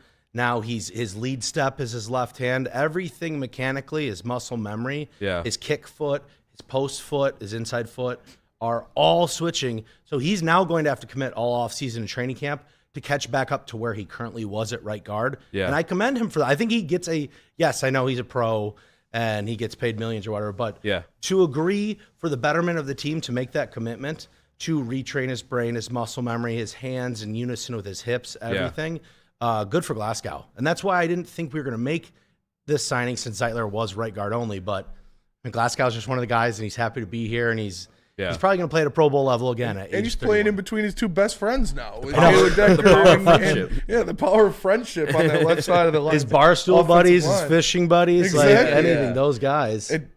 So we talked about the pass production or pass protection and how much better that's going to be with him. But what about the run game? Because when Jonah was on, when he was healthy, one thing he did well was get out on those screens, on those sweep passes, get in front of the backs and lead block for them. Is he capable of doing that as well? Because we know they do that a lot in this run game. Capable, but not to the same extent. Okay. Especially some of the movement skills now at age 34. Yeah. I think that is something that Ben Johnson, better than any offensive coordinator, he deploys Penei Sewell, Frank Ragnow, and Jonah Jackson like an offensive chess piece where he knows he can make a block that only 12 guys in the league can block. That is one of Jonah. There's a reason Jonah Jackson got paid $17 million. I know he was struggled in pass pro a little bit, had a down year, but like he was able to do some things getting to the second level and getting outside that not a lot of other guards are. Like he is still a Pro Bowl caliber guard. Yeah. Especially in the run game. So Zeitler clear that Chargers game. Jonah's like first game back after a while. Like, oh, okay, that's why Jonah. Yeah. That's why we like Jonah. Exactly. Yeah. It's a different type of surge. He's got a little more juice. He's younger, but Zeitler is still going to have above average run blocking. We'll be okay there. Yeah. We were talking about fit at 29, 61. Wide receiver is something they haven't really brought back other than like DPJ. Are you comfortable going to the season trying to force DPJ into the next role, or do you think that's something they address in draft or free agency? Is it a need? If it's a need, is that a free agency acquisition or just a draft one? Cause I think at this point, if we're talking needs, I would consider cornerback and offensive line, offensive guard still the top two need, because I think we saw last year Ben Johnson, they can manufacture anything with the playmakers we have. Yeah. But, I mean, I wouldn't be surprised if the first, the second, the third, or our fifth-round pick is a wide receiver. I think we get a wide receiver, which I don't know if you've seen Amon-Ra St. Brown lately. We can all agree Brad might have a knack for scouting wide receivers. Yeah. I wouldn't – I mean, if Brian Thomas Jr. falls to 29 – little enticing, is it not? Oh, my God. I don't know if he keeps falling 29 for me, too, by the way. No, I know. That's why you can't – I think PFF is still updating their rankings post-combine, because you can still get, like, the Florida State defensive tackle in the third round. There's a lot of, little loopholes. Well, do you do, like, all 32 ever? Like, when you do those mocks? All 32 teams? Like, me personally? Yeah. I haven't yet, but yes, I have before. The Twitter handle is @footballguy_Al. You don't think I'm getting into that nonsense? Because I've been doing all 32 as well, and like I'm allowing to fall there just because you get to a certain point, like they kind of have receiver. Oh, these guys kind of got this guy. You know what I'm saying? Like, and he fits as an X. Like, I do think Brian Thomas Jr. absolutely. is a beautiful fit. For if he sure. does And not fit. everybody has Brad Holmes' mentality when it comes to drafting of, I'm going to take this guy no matter what. I don't give a shit about your positional value. Like, a lot of people are going to take the tackle or they're going to take the edge rusher just because it's a much better positional value option. Not everybody has the balls of Brad Holmes when it comes to a draft board. And he could fall, because I do think there will be at least 20 quarterbacks, offensive linemen, wide receivers, and cornerbacks and edge players that are taken before we draft. Like, we can push all those back. We know the blue chip talent, and that might push one of those 4 cornerbacks we mentioned earlier, offensive tackle 4, 5 back, or Brian Thomas Jr., Adonai Mitchell. I don't think we'd take an Xavier Worthy, probably a little too duplicative of James too early. Williams. Yeah, that too. Yeah. But there's I mean, I wouldn't be surprised if Xavier Leggett falls. And those are the guys they've Man, I talked like that to. kid. Is, they haven't talked to the Roman Wilsons or the Xavier Worthies. They've talked to the Leggetts and the Brian Thomas Juniors and the big body outside jump ball guys. And that's what they're missing in the offense, really. Is if you want to point out one thing in this offense that they're missing, which is very slim pickings, it would be an X wide receiver. And both the 2 you just said, Leggett and Thomas, those X's, they do bring that competitive tenacity, which I think that's checking a box. I don't know. We don't have the grades for the Lions, but I think all 3 of us can agree competitive tenacity, things like that. Yes. For a wide receiver, they want those hungry dogs. Oh, for sure. And you got to block. Why do you think AD's, in terms of like at the combine, why do you think they visited with him? Because he kind of fits that mold too. You think you're not like a true X at the next level? Is he not physical enough? Maybe a little more of a Z, which we kind of deploy Jameson on now. Yeah. But, I mean, I think our offense can cross-train those guys. I mean, you see us. Sam Laporta probably spent 30% of snaps last year as our X. So, like, it's not like when they would do those trips and he'd be on the out. They'd have the inverted trips with him and Amon-Ra St. Brown. Yeah. So, like, they'll be able to cross position guys anyways, but Mitchell and Lad Conkey could be a guy that could fill in as an X for us. There's a lot of wide receivers that could slide up and be a X wide receiver for us. We got to go to break. You hang around if you'd like to hang around, or if you got to get going, I understand that too. We get back, we'll just some more football. Maybe we'll ask a little about Red Wings. We'll keep the thing rolling, man. Oh, we do have that. Yeah. You're right. When we get back, we'll play a video of Fontu Melifonwu just kind of praising our guy, Aaron Glenn. But before then, let me tell you about Big Boy, because Seafood Fest is back at Big Boy. Catch it while you can. Dive into the fish and chips, their new Parmesan crusted cod, perfectly fried clam strip platter, or delicious fish sandwich. A Big Boy must try their new mango iced tea, the ultimate complement to their popcorn shrimp, shrimp Alfredo, or shrimp stir fry. Every day is a fish fry at Big Boy. And don't forget, all you can eat seafood buffet on Friday nights. It's Big Boy and Seafood Fest. Love Woodward Sports? Love wearing clothes? Then you should be wearing Woodward Sports clothes. Check out our full line of merch at woodwardsports.com. Just click on shop. We have all your favorite designs, like Dan Campbell kneecaps, Woodward golf, and of course, our own logoed out merchandise. Men, women, infants, kids all love Woodward Sports. Impress your friends. Impress your boss. Impress your dog. Buy Woodward Sports merch today. Stop searching for a vehicle and start finding one. Les Stanford Chevrolet Cadillac makes it easy. We harness the power of multiple dealerships and own the biggest selection of GM brands in the area to get you the car you need. With the Les Stanford Group, you'll have access to 4 different dealerships, providing you with more makes, more models, and more choices. We're connected to more than 1,000 vehicles. And with so many high-quality CPO vehicles available, you'll find new car quality at pre-owned prices. You can start and end your search at lesstanford.com today. We don't like to brag that we are the toughest sports network in Detroit, but we do have a guy named Darren McCarty on our side. Woodward Sports. Big Boy Seafood Fest is sailing in with a fresh catch of favorites. Dive into fish and chips, our new palm-crusted cod, perfectly fried clam shrimp platter, or a delicious fish sandwich. Try our new mango iced tea, the ultimate complement to our popcorn shrimp, our all-new fried pickles, shrimp Alfredo, or shrimp stir fry. Experience all the sea has to offer every Friday night with our all-you-can-eat seafood buffet. Every day is a fish fry, only at Big Boy. game is won in the trenches, and our big fellas don't mess around. The Woodward Heavyweights on Woodward Sports. Give your pet the best. Premier Pet Supplies, hands down, Michigan's best pet store. Same prices and all the conveniences online and big box retailers, with one major difference. They're family and locally owned and operated for 30-plus years. Over 60 brands of food and nutrition experts to help you. Same-day local curbside home delivery. Premier Pet Supply, give your pet the best. www.premierpetsupply.com. If you don't hit the like button, your mother's a whore. How about that? Whoever threw that paper, your mom's a hoe. Smash that like button, be a friend, tell a friend. I'm Easy, Espimo Rax, Unky Pete, Nicholas Koloff. Football go. guy Al in the building. Make sure you guys give him a follow.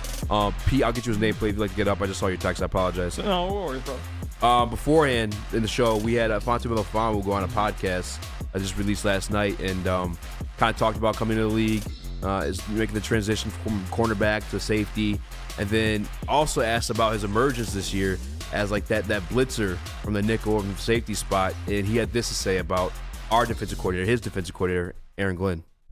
You think that's gonna be like one of them things that's in your part of your game that's like, let's go. Yeah, no, definitely. AG, our defensive coordinator, he loved blitzing. Like as you guys seen, he's either blitzing the nickel or he's blitzing the linebacker, or he's blitzing me, really. And it was just like there was play calls you would get in the huddle, and you just know once he called it, I'm getting a sack. I'm getting a sack. Like 100%. I'm getting a sack, or I'm getting a quarterback hit. And yeah, I think that's something he's always gonna have that in his game, and especially how I did it blitzing. I think he's definitely gonna carry that over into next season. Got you. And he thinks a lot about that stuff. Like I'll be in his office like after practice and after meetings, and he'll explain the blitzes to me too. Like, we're going to show this way. Don't show it too early. It's going to be open. It's either going to be you or the running back. Or he'll tell me, like, no one's going to be there for you. It's just going to be you. So I'm excited to see what, the things he comes up with next year. Damn, how has that helped you, though? Because I know, like, just having those meetings, getting those mental reps before you even in the game system, like, and then that shit showing the same way that you already thought about it. Yeah, no, it's crazy. Like, bro, he's so smart. Like a couple times he done told me like it's gonna show up exactly like this, like that. The Broncos play where I strip sack on Russell Wilson. We called that exact blitz to that exact play, like 3 times, once a day, like Wednesday, Thursday, and Friday. And usually it never happened like that. You run this play call against this coverage, but in game they ran this coverage, or you run this play call against and then. You run this coverage against this, and they run the ball. It was the exact play, bro. Like, I can't make this shit up. It was the exact play. And that happens a lot. Boy, AG, that'll happen a lot. So, it's definitely good just, meeting with him, even if it's just like 5 extra minutes, 10 minutes, 30 minutes. Sometimes it was over an hour, and just he'll give me, like, little advice, me and the other safety, Kirby Joseph. And then it would show up in the game. So that was good. I'm definitely going to continue to do that. And I mean, this just shows like when we were at the Pistons game and we talked with Lee McNeil and he called Aaron Glenn a defensive genius, he didn't take that lightly. Like, that wasn't just something he was throwing out there. He actually meant that. Yeah. This man knows the situation. He knows what they're going to do based on where they line up. And I know that's kind of his job to know that, but you don't hear this from anybody else around the league of their defensive coordinator just being like, oh, yeah, they're going to run this here unless it's Michigan's defensive coordinator because they literally had the play signs from the other teams. But Aaron Glenn knows what he's doing, and he is putting these guys, his guys, in the best situation to have success. And what did we say when Iffy got put onto this roster, when he got put on in the starting lineup? That's a guy that Aaron Glenn likes. That's a guy that Aaron Glenn wants to use. That type of player is someone that's going to fit well in Aaron Glenn's scheme, and you see it exactly there where he knows, hey, Iffy, get in there and get the quarterback. And it was even in the back of Iffy's mind where, like, if they call this play, I'm about to get a sack because I know he puts me in the right situation. It's just awesome to hear. No, yeah. True heavyweight interaction there with Lee McNeil, both reaching for chicken wing at the same time. Just made eye contact and saw to each other's souls. No, but everything you said, him calling AG a defensive genius, like from that day on, I've had a different perspective of AG, despite some of the things we may see on the TV, and just knowing this defense has been what we want to be as Detroit Lions fans. But it's also like kind of like and rehab in a sense because we're recovering from just being so fucking bad beforehand. Like, I think it's clear that AG has like the defensive mind, right? But it's just he never had like the chess pieces to go to war with. It's like he's on the chessboard with all pawns there for a minute, and then we're slowly but surely made to the other side of the board. Now you got your queen, and Afonso Melifonwu, and now you're able to move him around and put him in certain blitzing situations, and he's able to go there and eat. I think Brian Branch is soon become that too. Al, you brought it up. You mentioned that a little bit at the NFL. I think it was Super Bowl. He was doing those media runs and whatnot, but AG's is finally getting those chess pieces now through DJ Reader, a second year of, I guess third year of Aleem McNeil, but having a guy next to him. I have high hopes for AG. I've always said he's only missing these chess pieces. Al, what was your takeaway from that? That was incredible, right? I mean, maybe the biggest person we expect a big year 4 out of, other than Aleem McNeil, is Aaron Glenn. Mm-hmm. Yeah. I mean, you were right. He did get a bad rap. He was not put in a position to succeed with this fan base or any in the NFL. His first few years as defensive coordinator, he was taking over a defense that allowed 32 points per game or whatever the prior season in 2020. And we were still had to strip down parts, and we had a lot of dead cap. So we've only started to build up. And I think a big part of it is we're getting guys for the draft who he knows has that right mentality. That's why some of these top 30 visits are vital, because he's speaking to guys who might also speak that same language, get that intuition, so that they're coachable and they understand. I mean, one of the best parts of last season was we were finding unique ways for offensive playmakers. You know, we found a tight end and running back who ended up contributing better than a lot of playmakers on other teams. Mm-hmm. Maybe this is what starts to happen on defense for us with those chess pieces, with some of these hybrid guys who affect the game in all three phases. The run, the pass, blitzing, is with Brian Branch and Ife Melifonwu. Man, we can mix and match those guys. So he's got 2 queens on the chessboard now. And we will consistently, he can rely on Aleem McNeil and Aiden Hutchinson and now DJ Reader and hopefully Pascal and Davenport and James Houston to get after the quarterback.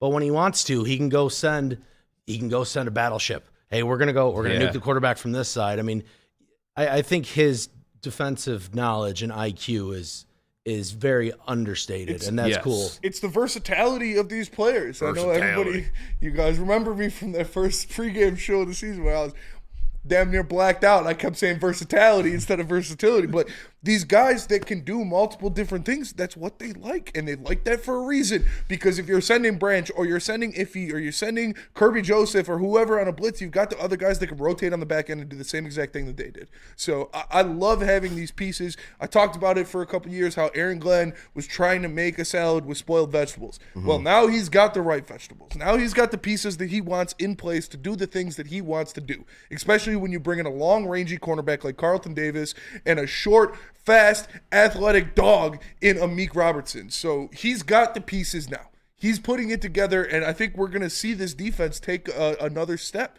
I talked about how top 15 is what I'm shooting for, and I wouldn't be surprised if it was top 10 by the end of the year. I like that. It was kind of off the cuff, too, like saying the queen piece, but like you look at Afonso Melifonwu, former cornerback, moved to that safety position. He can move around all along the defense and guard just about every single position because he played these receivers man up, coming out of the collegiate level. And obviously NFL a little bit different there too, but like I like that. And then you were the one that brought it up during the break about the Brian Branch and Aiden Hutchinson. They spoke to that like literally were like AG just didn't have the pieces to run like what he wanted to do. And once we were able to do that in the back half of the season, they obviously saw a difference in that defense. And Eduardo O'Neal, I saw in the comments, was saying, my issue is why did AG wait so long to blitz? Me and Booner had an argument where I had to look up the numbers of Tracy Walker because that's who was filled in for both when Ife was hurt and CJ was hurt. He got sent on blitzes. No return. He just didn't make it. It didn't fit. And in fairness to Tracy Walker, like, again, he was part of the Patricia regime when AG took over. And they tried to make it work. They liked what they saw of him that first year. Speed would say it was a borderline Pro Bowl year. I did. but they tried to make it work. It didn't at the end of the day. I don't know if it's due to the Achilles injury that he had. They maybe just had the same burst or whatnot. And I wish him the best. But it just wasn't what AG wanted to work with. I think he wants that versatile piece. I mean, CJ was literally that in New Orleans as well, too. The hybrid nickel, hybrid safety. They kind of just put wherever, all over the field. The Viper position that they called it at Michigan. Don Brown. But I think he's finally got that. And another thing too, he said one thing he mentioned too, he likes to send these blitzes, whether it's a linebacker or the nickel, or the safety, or whatever it may be. Well, now you got the DJ Reader part of it too, where it's like those guys getting in there cleanly, and you also have a Carlton Davis that you could leave an island for, or at least you could hope you could leave an island for a little bit there to get to the quarterback on these situations. He has everything to cook something up. We talk about it, or I talk about it every time that we talk about Iffy. This guy is a physical specimen. Like, he is a large human being. He's a big boy. Extremely lengthy, extremely fast. I talk about how when I put eyes on him in person for the first time was at training camp a couple years ago. I saw Deshaun Elliott walk out, and I was like, damn, he's pretty big. He's good size. And then Iffy walked out, I was like, holy shit. Like, that dude is huge to be playing safety. So to have him as that, just playmaker, Weapon X kind of safety that you could put in any position and he's going to make plays is going to help Aaron Glenn and his defensive scheme a lot. Yeah, fellas, the thing that stands out to me the most about these two guys, Iffy and Branch specifically, if they get an ounce, like a sliver of space, it looks like they got shot out of a cannon when they are blitzing. So no wonder Iffy's opening up about this in the video, because he looked so goddamn comfortable doing it. And that just makes so much sense now looking back on, like, where was it the whole season? We know he dealt with injuries. Where was it the last 3 seasons? This guy looks like a totally transformed player, and obviously Aaron Glenn is the guy to thank for that, because he looked super comfortable coming in. Yeah. I mean, balled in his office, having those hour-long conversations. Exactly. Balled out in the playoffs as well. Yeah. Like, I have such high expectations for Iffy going into, I mean, I want to say year 2, but obviously it's year 4 at this point. But yeah, but it feels like year 2 though for him at that safety position. Like, because he if you guys, I watched the whole podcast. Well, I took my morning poo. Did too much information there. I apologize. But he had mentioned that like the first year when he got moved to that spot at safety, he wasn't really bought in because he's kind of butthurt about it. He wanted to play the cornerback spot, and he's felt like that was going to be his best way, because the NFL is an eat or be eaten league. So like if your coach is kind of recommending you to play the safety position, it's like, okay, well, that's what feels to be best. I'm just going to kind of go forward with it. And he was really bought into it. Obviously dealt with injuries then too. It's almost going to be like year 2 of him at the safety position, where he's now going to have a better feel both of the scheme and just reading the field at that safety position too, where like cornerback, you're kind of just focusing the guy ahead of you, where safety, you're everywhere. Yeah. And you're making calls and checks for other guys too. And the cohesion with the other guys in the back end. The cohesion with Kirby Joseph playing next to him. The cohesion with Brian Branch playing all around the field. That plays a definite factor in what they're going to do, is how comfortable they feel with the guys around them. So I'm excited for that. That is a very underrated aspect, as Nick mentioned. The timing and anticipation for that blitz, but also that we have 2 guys that are comfortable getting downhill in a hurry like that. That's great ball skills by both Iffy and Brian Branch. And it also speaks to our coaching that we have those guys, like we just mentioned, talking about A.D. Mitchell and stuff, and on offense they can cross-train guys. Yeah. But like legitimately that we have a Meek Robertson who has experience inside. I think he'll primarily play outside. But Branch can go cross. He can do anything a safety does. And same with if he can play the nickelback, he can be in the box, he can drop. We have a lot of those versatile guys, and we do the same thing with Derek Barnes and Jack Campbell. We use them a lot of that Sam linebacker and the Mike spot. So we have a lot of guys that are cross-trained, we're versatile. The offense doesn't exactly know what each player is going to do pre-snap, and that's a huge value, is confusing the offense, and that's why it wouldn't surprise me if we added one more safety. I mean, of course we're going to. We need to, but someone who has, what were you calling? Versatility. The tally. You got to tack another tally on for versatility there. And maybe it is just someone like John Johnson who helps be a conductor and communicate. Obviously, we all want Quandre Diggs. That would be a great one. But Mike Edwards is unsigned. I mean, he played well for the Chiefs. He would be perfect with Iffy and Kirby Joseph. But even Ashton Davis, he was great special teamer, awesome athlete. I mean, he could be another submarine missile to go deploy at the quarterback. I think he had great 40, 10-yard split, vertical jump. Yeah.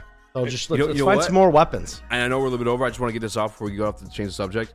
I think that it will be the next. Obviously, corners on the radar now too, but I think that's the next free agency signing make a great point at the safety spot. It's similar with how I was making the point with the guard. Mhm. But I'd rather have somebody who's been there, dealt with multiple schemes because it's complicated there. There's the piece to move in if you need I want that same piece as your backup at the safety position. Sure. And Al, before we let you go, man, and get out of here, why don't you tell the people where they can follow you, where they can find you, what you got cooking? Because season's already in full swing, it feels like. We haven't even got to the draft, and there's just so much football going around. On Twitter, you can find me at footballguy_Al.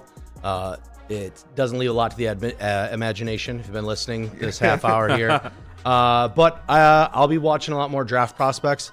I'll be chopping up tape. Probably starting with offensive line. Okay. And going to defensive line and just trying to break up who might be targets for the Lions. And I'm always in the lab just mixing up some numbers, looking for statistics and analysis. So I'll be there. I'll be communicating with you guys on Twitter. I'll be tagging you. And hopefully back on through the next 5 weeks up to the draft. Oh, for sure. So next time you make an appearance, can we get a mock draft, or at least Detroit Lions mock draft out of you? Yeah, we can do a mock draft next Let's time. get it, baby. I like Let's go. I like it. I'll appreciate you as always, Appreciate man. you, brother. Let me tell you guys about Guardian Alarm, because Guardian Alarm offers you customized solutions from real experts. Their professional technicians take the time to recommend security and automation solutions specific to your needs. They also have 24/7 professional monitoring. You can call them anytime, day or night, and know a Guardian Alarm team member will stay on the phone as long as needed. And of course, they have technology backed by people. Your safety and security deserves technology. It's been proven to work, and people who have been proven to care. So call them at 1-800. Stay out. That's 1-800. Stay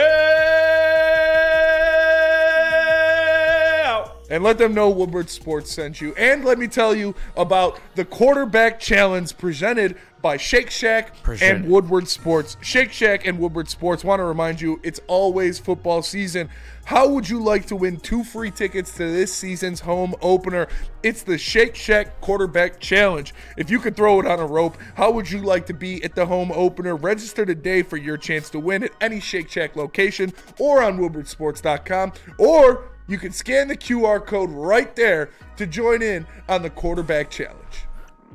Every year, after a cold and dreary winter, Metro Detroiters come together for 2 things: Tigers baseball and the best damned party in the world. A new season of Tigers baseball is here, and we're bringing in the new season as only Woodward Sports knows how. Broadcasting live from the biggest party, it's the Grand Slam Festival at the Detroit Opera House. Come party with 4,000 Detroit sports fans, starting with Wake Up Woodward and rolling into Big D Energy. This is a party you don't want to miss, with Detroit's best DJs, food trucks, and of course, shots. Get your tickets now at GrandSlamFest.com. 21 plus. See you April 5th at the Grand Slam Fest. How would you like to win not 1, but 2 vehicles of your choice? One for you and one for your wife, your girlfriend, or your best bud. Get to Lady Jane's today for an award-winning haircut and automatically enter for your chance to win. Courtesy of Les Stanford Buick GMC of Ferndale. Lady Jane's, open 7 days a week, walk in anytime. It's wicked awesome. Love Woodward Sports? Love wearing clothes? Then you should be wearing Woodward Sports clothes. Check out our full line of merch at woodwardsports.com. Just click on Shop. We have all your favorite designs, like Dan Campbell kneecaps, Woodward Golf, and of course, our own logoed out merchandise. Men, women, infants, kids, all love Woodward Sports. Impress your friends. Impress your boss. Impress your dog. Buy Woodward Sports merch today. A ton of fun, a ton of sports, and a ton of man meat. Welcome to the Woodward Heavyweights, live daily 5 to 7 p.m. on Woodward Sports. You're in the right corner. You're on. Hi, my name is Joe.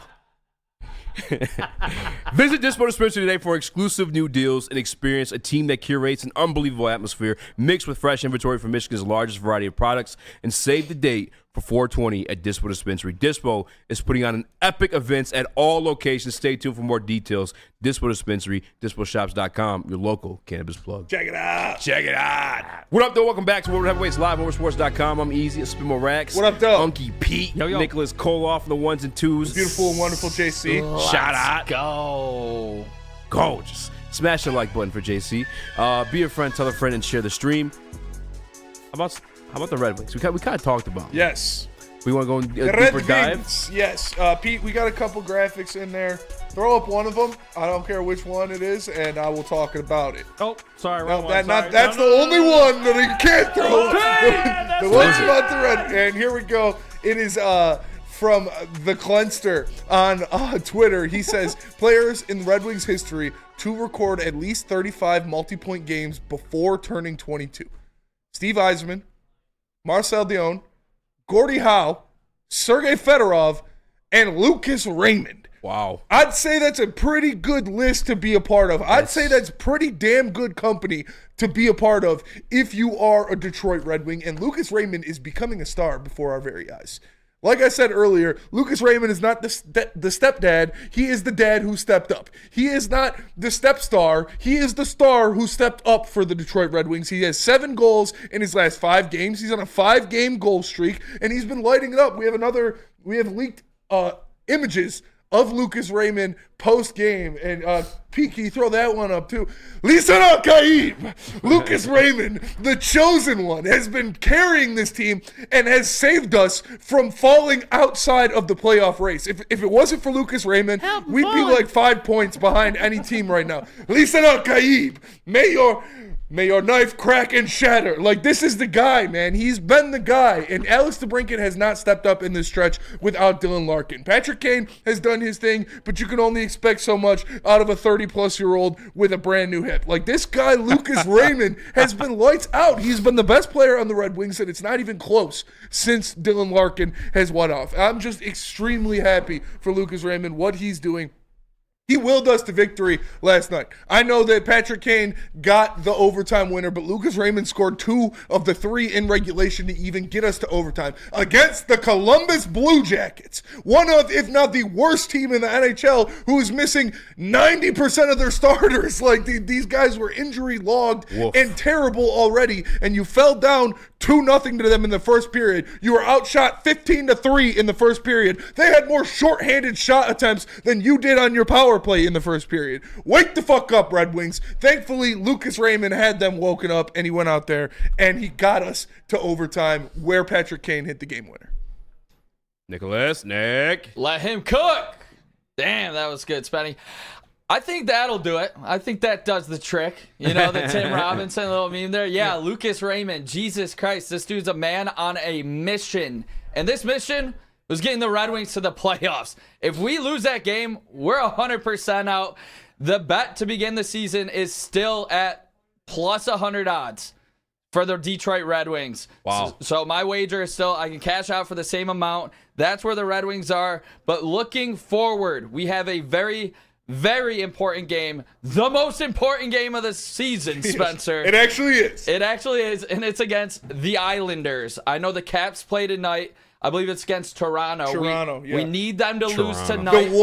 The one time in my life I will be rooting for the Toronto Maple Leafs is tonight. I hate Toronto almost more than any other professional sports franchise. Toronto. Really? If there is one professional sports franchise I hate more than any other, it is the Toronto Maple Leafs. Because they're annoying. Their fans are bitches. They think they're this godsend, but they haven't won a cup since like the 60s. Like they're just not a good franchise anymore, and they haven't been for years. Yeah. But they're still, we're the Toronto Maple Leafs. We are hockey. Like, get the fuck out of here. But tonight, Poppy Matthews, we need you. We need you. Go out there, score a hat trick. Get like Calm daddy. your 7th hat trick of the season or something stupid like that. Because the Caps are coming. The Caps are coming hard. Pause. But Nick, I fucking told you to worry about the goddamn Capitals. And look at that. Alexander Ovechkin wiped the dust off his sack and went out there and went on a tear. Little did I know the Red Wings were going to go on a 7-game losing streak here. What is it? We lost 8 of 9 going into yesterday. So, yeah, I was not worried about the Capitals.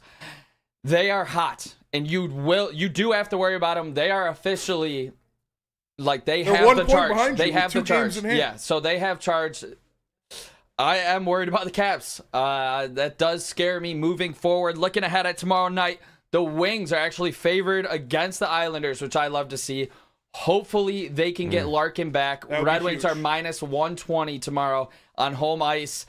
Looking ahead at this one, Spencer, do you think they can carry the momentum from the second period and the third period? I know we did give up the goal, but can we keep up this momentum going forward and for this playoff push? I do think so, because the only team who has been worse than the Red Wings in the past 8 games is the New York Islanders. I don't know if they've won a game in the past. They've been absolutely dog shit. So you need to go out there, you need to put your foot on their throat, and you need to make sure you don't have to worry about them and you only got to focus on the Capitals, because this would be a huge 4-point swing if you beat them in regulation. Make sure they get no points out of it. You get the 2. Larkin coming back would be huge. I pray to God that happens, because Sarnik centering Kane and DeBrincat is like ass cancer. Like, I hate watching it. It is so tough to watch. So you got these 2 stallions on the outside, and then you got Sarnik in between them, man. I hate watching that. But you need Larkin back. I would love to have Larkin back against the Islanders, because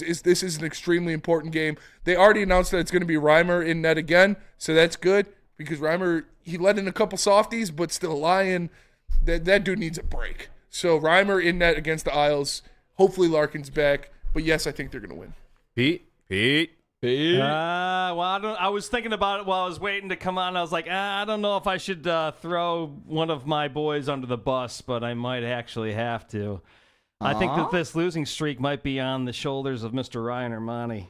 What? He's very good at predicting things, extremely good at predicting things, and we were kind of doing will they rise or will they decline, and both Maz and I thought that the Red Wings would solidify their position in the playoffs this coming season, and Ryan actually agreed with us. He goes, unless they have an epic collapse. And this was back in early February, and now they have an epic. Sorry, Ryan. I'm blaming the Jared Goff chance. And shout out to Peaceful Tim in the Woodward Sports chat. Shout out. Damn. He What up, gifted Peaceful 5 Tim? memberships, and it was to a bunch of OGs. Normally the 5 memberships go to like randoms you don't see in the chat, but it was to DNC, Wilson, Apollo, Bob's Big Boy, who are all OGs and very, thankful that they're always in the chat and talking. So shout out him. Shout out to Tim, man. Shout out. And speaking of last night, Edvinsson obviously steps up in that role. I wish, obviously with Sarnik coming up, I never want to see that guy on the ice again. In the NHL. AHL, great guy, great role model for these players. I got nothing against him personally, but I saw what I needed to see last night. I wish a guy like Marco Kasper or a guy like Nate Danielson were ready. Yeah. Because if they could have gotten brought up with Edvinsson to throw this spark with these players, god damn, that would have been something great to see. But shout out Edvinsson for playing his 3rd game of the season, but it hasn't been for a long time coming. Hopefully he can start solidifying this defense that Lord knows they need it. He played well. Easy texted me last night because you didn't get to watch the game because you were doing. Thanks because you didn't answer my phone call. Well, yeah, I was literally brushing my teeth. You're literally jerking. And he asked me how did Edvinsson look, and I said he blocked a couple shots. He did have a big block to save a goal. He made some. I want it. He looks sexy, boy. You know what? This big Swedish blonde hair, like boy. But no, he looked comfortable. He looked like he belongs, which is exactly what you want out of him. You don't expect him to be this superstar off rip, but being out there and not being lost. Being big with the puck, being physical, being the guy you have been in the AHL is what you wanted to see out of him, and that's exactly what he did. He tried to get on the offense a little bit where he made the push-up to try to get some shots. It was a little choppy. He fumbled the shot. He's so tall. Man, he's so big. Yeah, he's so lanky. He got some great PK minutes where they put him out there, and he was playing that middle slot. How old is he, 20, 21? Yeah, I think he's only 21. Yeah, I think he just turned 21 this season. He's a big dude, and he looked comfortable out there playing, top 4 minutes with Petrie as his partner. So I love seeing what I saw out of Edvinsson. Yeah, he turned 21 February 5th, easy. And I want to shout out one of the chat members. Simon Edvinsson has massive size. Yes. Shout out Dillinger. Shout out Brendan Dillinger. He does have massive size. Pete, just because you have a history as an actor, just a fan has a comment. Edvinsson is one big boy. Can we get that in a Swedish accent? I don't do Swedish, man. Sorry. Edvinsson is one big boy. One big That's boy. That's a good Swedish accent. Okay, he's one big boy. I'm a Swedish plumber. I've come to fix your pipes. All right, let me tell you about Les Stanford. What happens when you run a great business for over 50 years? You expand and offer more products to more people. That is exactly what Les Stanford did by adding Les Stanford Buick GMC, the same great service the customers have come to know and trust. On Woodward Avenue, just south of 9 Mile. Check out Les Stanford in Dearborn today and find the brand you want at lesstanford.com. GrandSlamFest.com. Les Stanford, together, let's drive. And also, yeah, we're back. Let me tell you about the Grand Slam Fest. This is my favorite day of the year by far. It is the Woodward Sports, and it is opening day. I'm telling you, I'm 2 for 2 in signing tickets to the Grand Slam Fest, so I'm trying to be 3 for 3. Come out, but watch your girl, because Spenny is a menace. You want to see prime Spencer Raxter? You join us at the Grand Slam Fest Friday, April 5th, starts at 9 a.m. It is a big old tent. It is in the Detroit Opera House parking lot. You can buy your tickets at GrandSlamFest.com, or if we get to 150 likes, we'll be giving away 2 live on the show. So make sure you smash that like button. And if you want to see Prime Spenny in his element, my favorite day of the year, opening day, Grand Slam Fest, like I said, Detroit Opera House parking lot, April 5th, Friday, 9 a.m. Every year, after a cold and dreary winter, Metro Detroiters come together for 2 things: Tigers baseball and the best damned party in the world. A new season of Tigers baseball is here, and we're bringing in the new season as only Woodward Sports knows how. Broadcasting live from the biggest party, it's the Grand Slam Festival at the Detroit Opera House. Come party with 4,000 Detroit sports fans, starting with Wake Up Woodward and rolling into Big D Energy. This is a party you don't want to miss, with Detroit's best DJs, food trucks, and of course, shots. Get your tickets now at GrandSlamFest.com. 21 plus. See you April 5th at the Grand Slam Fest. The most convenient place to get that big fitness energy? It's Planet Fitness. Join today for just $1 down, $10 a month. With over 2,400 locations and equipment for every workout, you can get in, get energized, and get going. And with free fitness training and most clubs open 24 hours, everyone belongs in the judgment-free zone. So join today for $1 down, $10 a month, no commitment, cancel anytime. You smell that?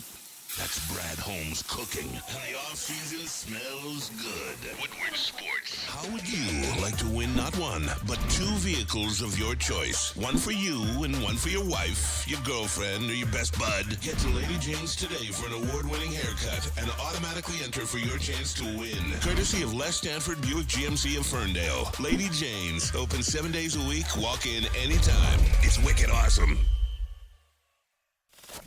We don't like to brag that we are the toughest sports network in Detroit, but we do have a guy named Darren McCarty on our side. Woodward Sports. It is the Woodward Sports 50K Bracket Challenge. The Bracket Challenge. .com. WoodwardSportsBracketChallenge.com for your opportunity to win $50,000. Use the QR code next to me. Earn yourself $50,000. Put in the best bracket. By the way, it's brought to you guys by Sarukis, Lady Jane's, and Glorious Cannabis.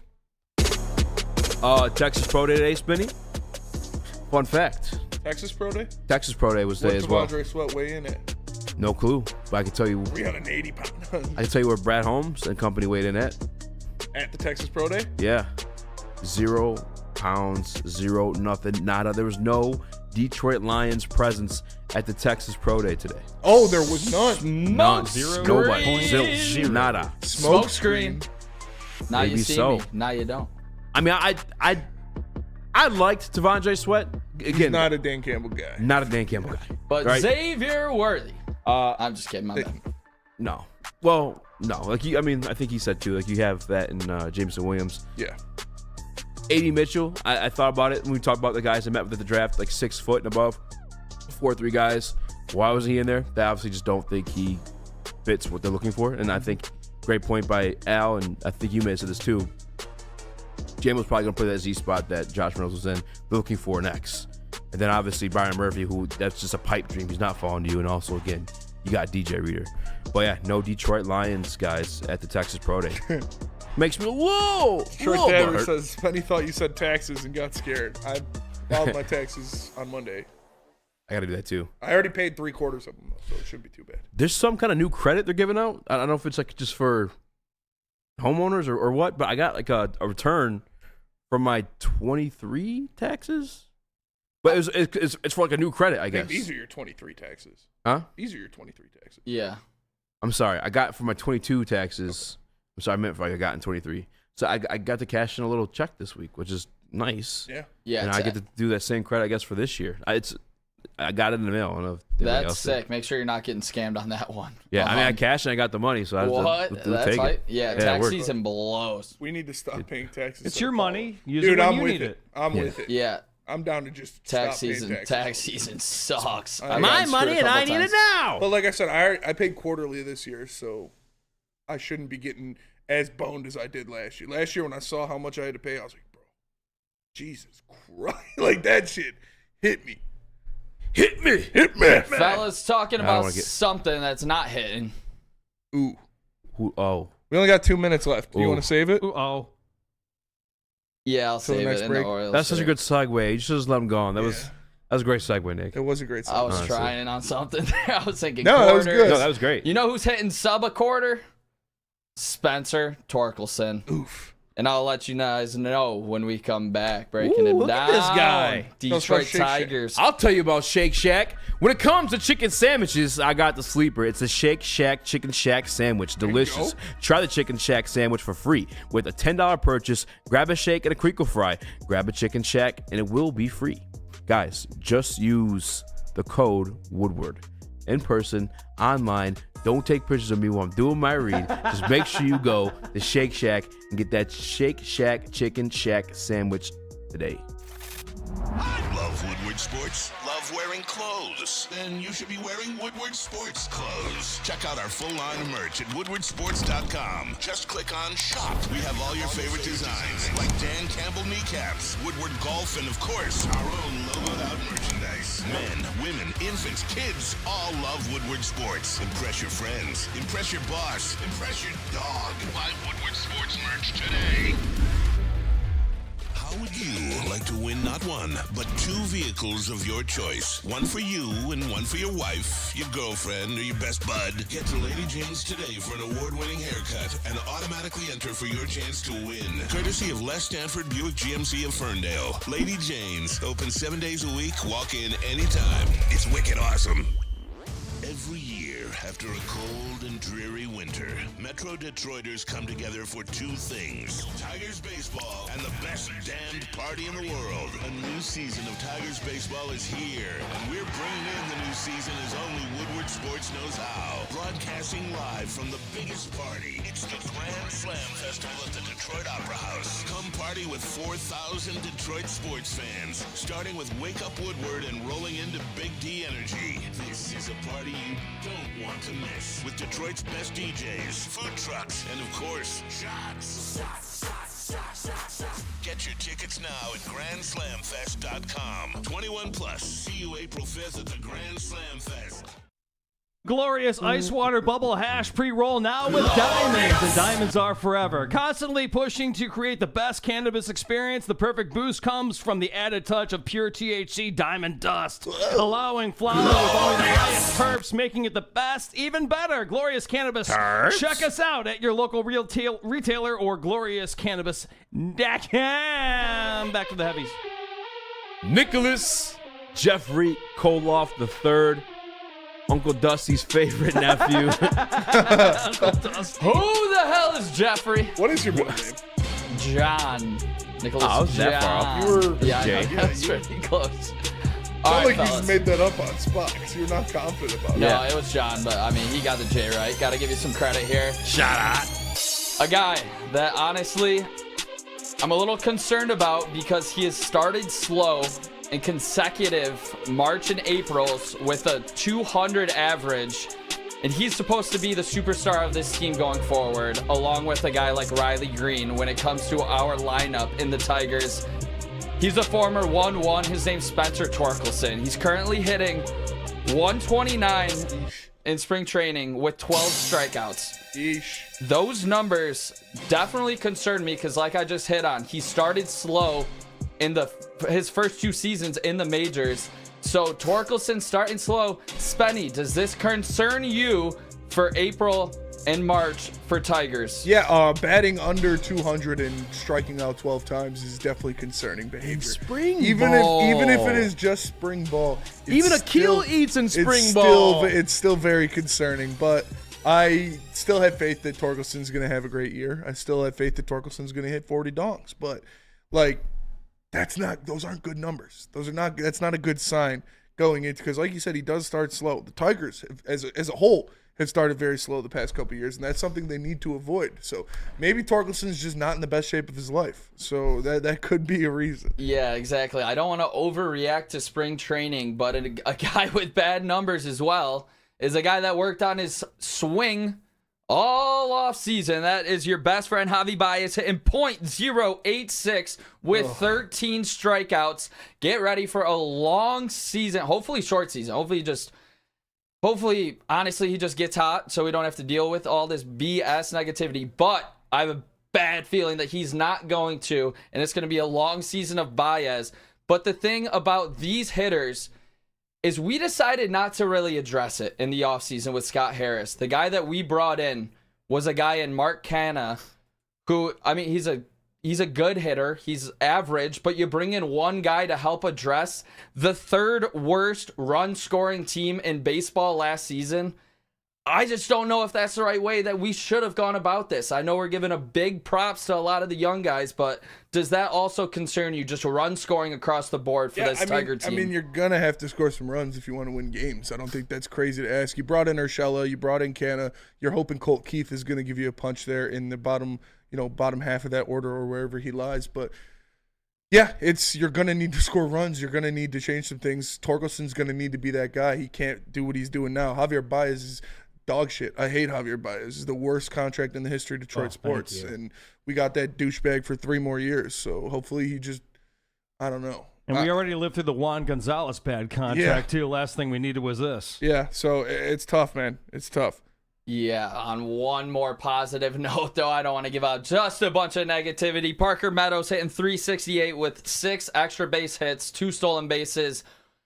Talking about the young guys and Spencer Torkelson, he's struggled like at the beginning of seasons. We've never seen Parker make the team out of camp yet. So if he can be a spark that this team has, hitting on top of that lineup, honestly, I think it'll do great things for this Tigers offense moving forward if he can wreak havoc on the base pass and be a positive. Because if this team scores runs, I believe they can compete for the division, because this pitching staff is absolutely solid. Yeah, the pitching staff has been amazing in spring. All the starters have looked really great. We just saw Casey Mize's performance, and that was amazing. Not to mention what Flaherty has been doing. Maeda has looked great. Obviously, Skubal looks like a monster on the tit. And then you've got Olsen and Manning as well, who have had strong performances. But Parker Meadows is going to be your day one center fielder. Parker Meadows is going to be your opening day center fielder and your opening day leadoff hitter. He is by far the fastest guy on the team. And when you get him on the base paths, he wreaks havoc. So you need him to stay hot. This is the type of performance I wanted to see him in spring to give me some confidence,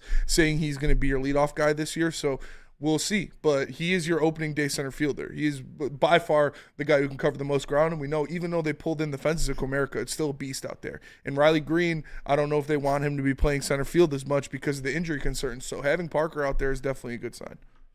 Pete? Yeah? What's up?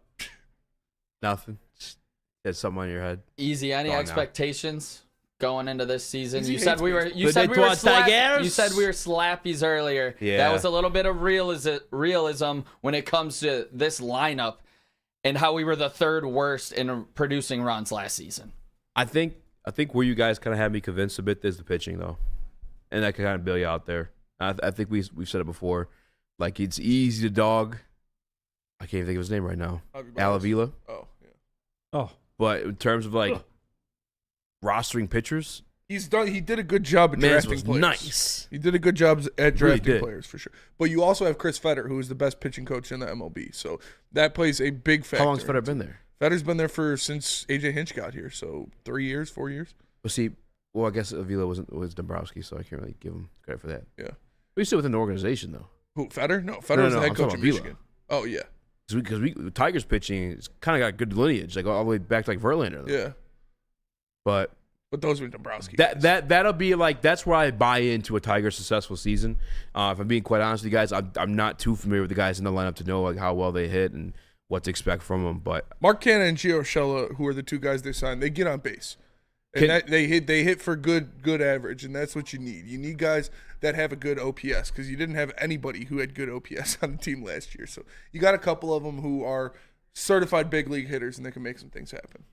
Not gonna lie, I am officially concerned, like, with our run producing ability. If Torkelson does start out the way he has the last 2 seasons, I'm like really concerned for this team moving forward, because we cannot have another slow March and April if this team wants to contend come September. I agree. Just completely can't happen. And if it does happen, that comes down to the GM and the president of baseball, Scott Harris. Yeah. In my eyes, you're just punting on the Chapman year. was there. Well, it's not him that doesn't want to give money to people. That's a good point. We Chris don't know Ilitch. if he Chris wanted Ilitch to. doesn't spend money. So he did what he could, and he got the pieces that he could with the limited wallet he was given. I'm not blaming him yet. This is what, year 1? Like, I don't start that already. Oh, no, I'm saying Scott come Harris. September, if we're not competing because we're not hitting, I blame Scott Harris for not bringing guys in. Hey, what can he do? Well, if he we says, don't- hey, yeah, we hey, don't know Chris, yet. give this guy a contract. He said no. It's all speculation. We don't know that. That's 100% what it is. I believe that at heart. I do. I don't think the Illiches want to spend. I really don't. But if you're taking that job, you got to think that you have the power to spend like you want to, kind of like a little like Troy Weaver situation. Eazy kind of thinks he's crippled a little bit. Mm-hmm. There's no saving Troy Weaver now. But Handy, I guess same thing. I say handicapped but crippled. that'll do it for us today. We appreciate you all tapping into the Woodward Heavyweights Get live well soon, Asar on Thompson. WoodwardSports.com. We didn't hit 150 likes, so no tickets for you guys. We didn't hit today. 150 likes? Nope. 127. Nick must die. Guys, we had like 400 people in the chat. We didn't hit 150 likes. No tickets for you guys today. Maybe we can do it tomorrow. We'll see. What for are we Nick, doing? for I'm so Eazy, hurt. for Pete, I'm Spencer. We're the Heavyweights, and we'll catch you guys tomorrow. Peace.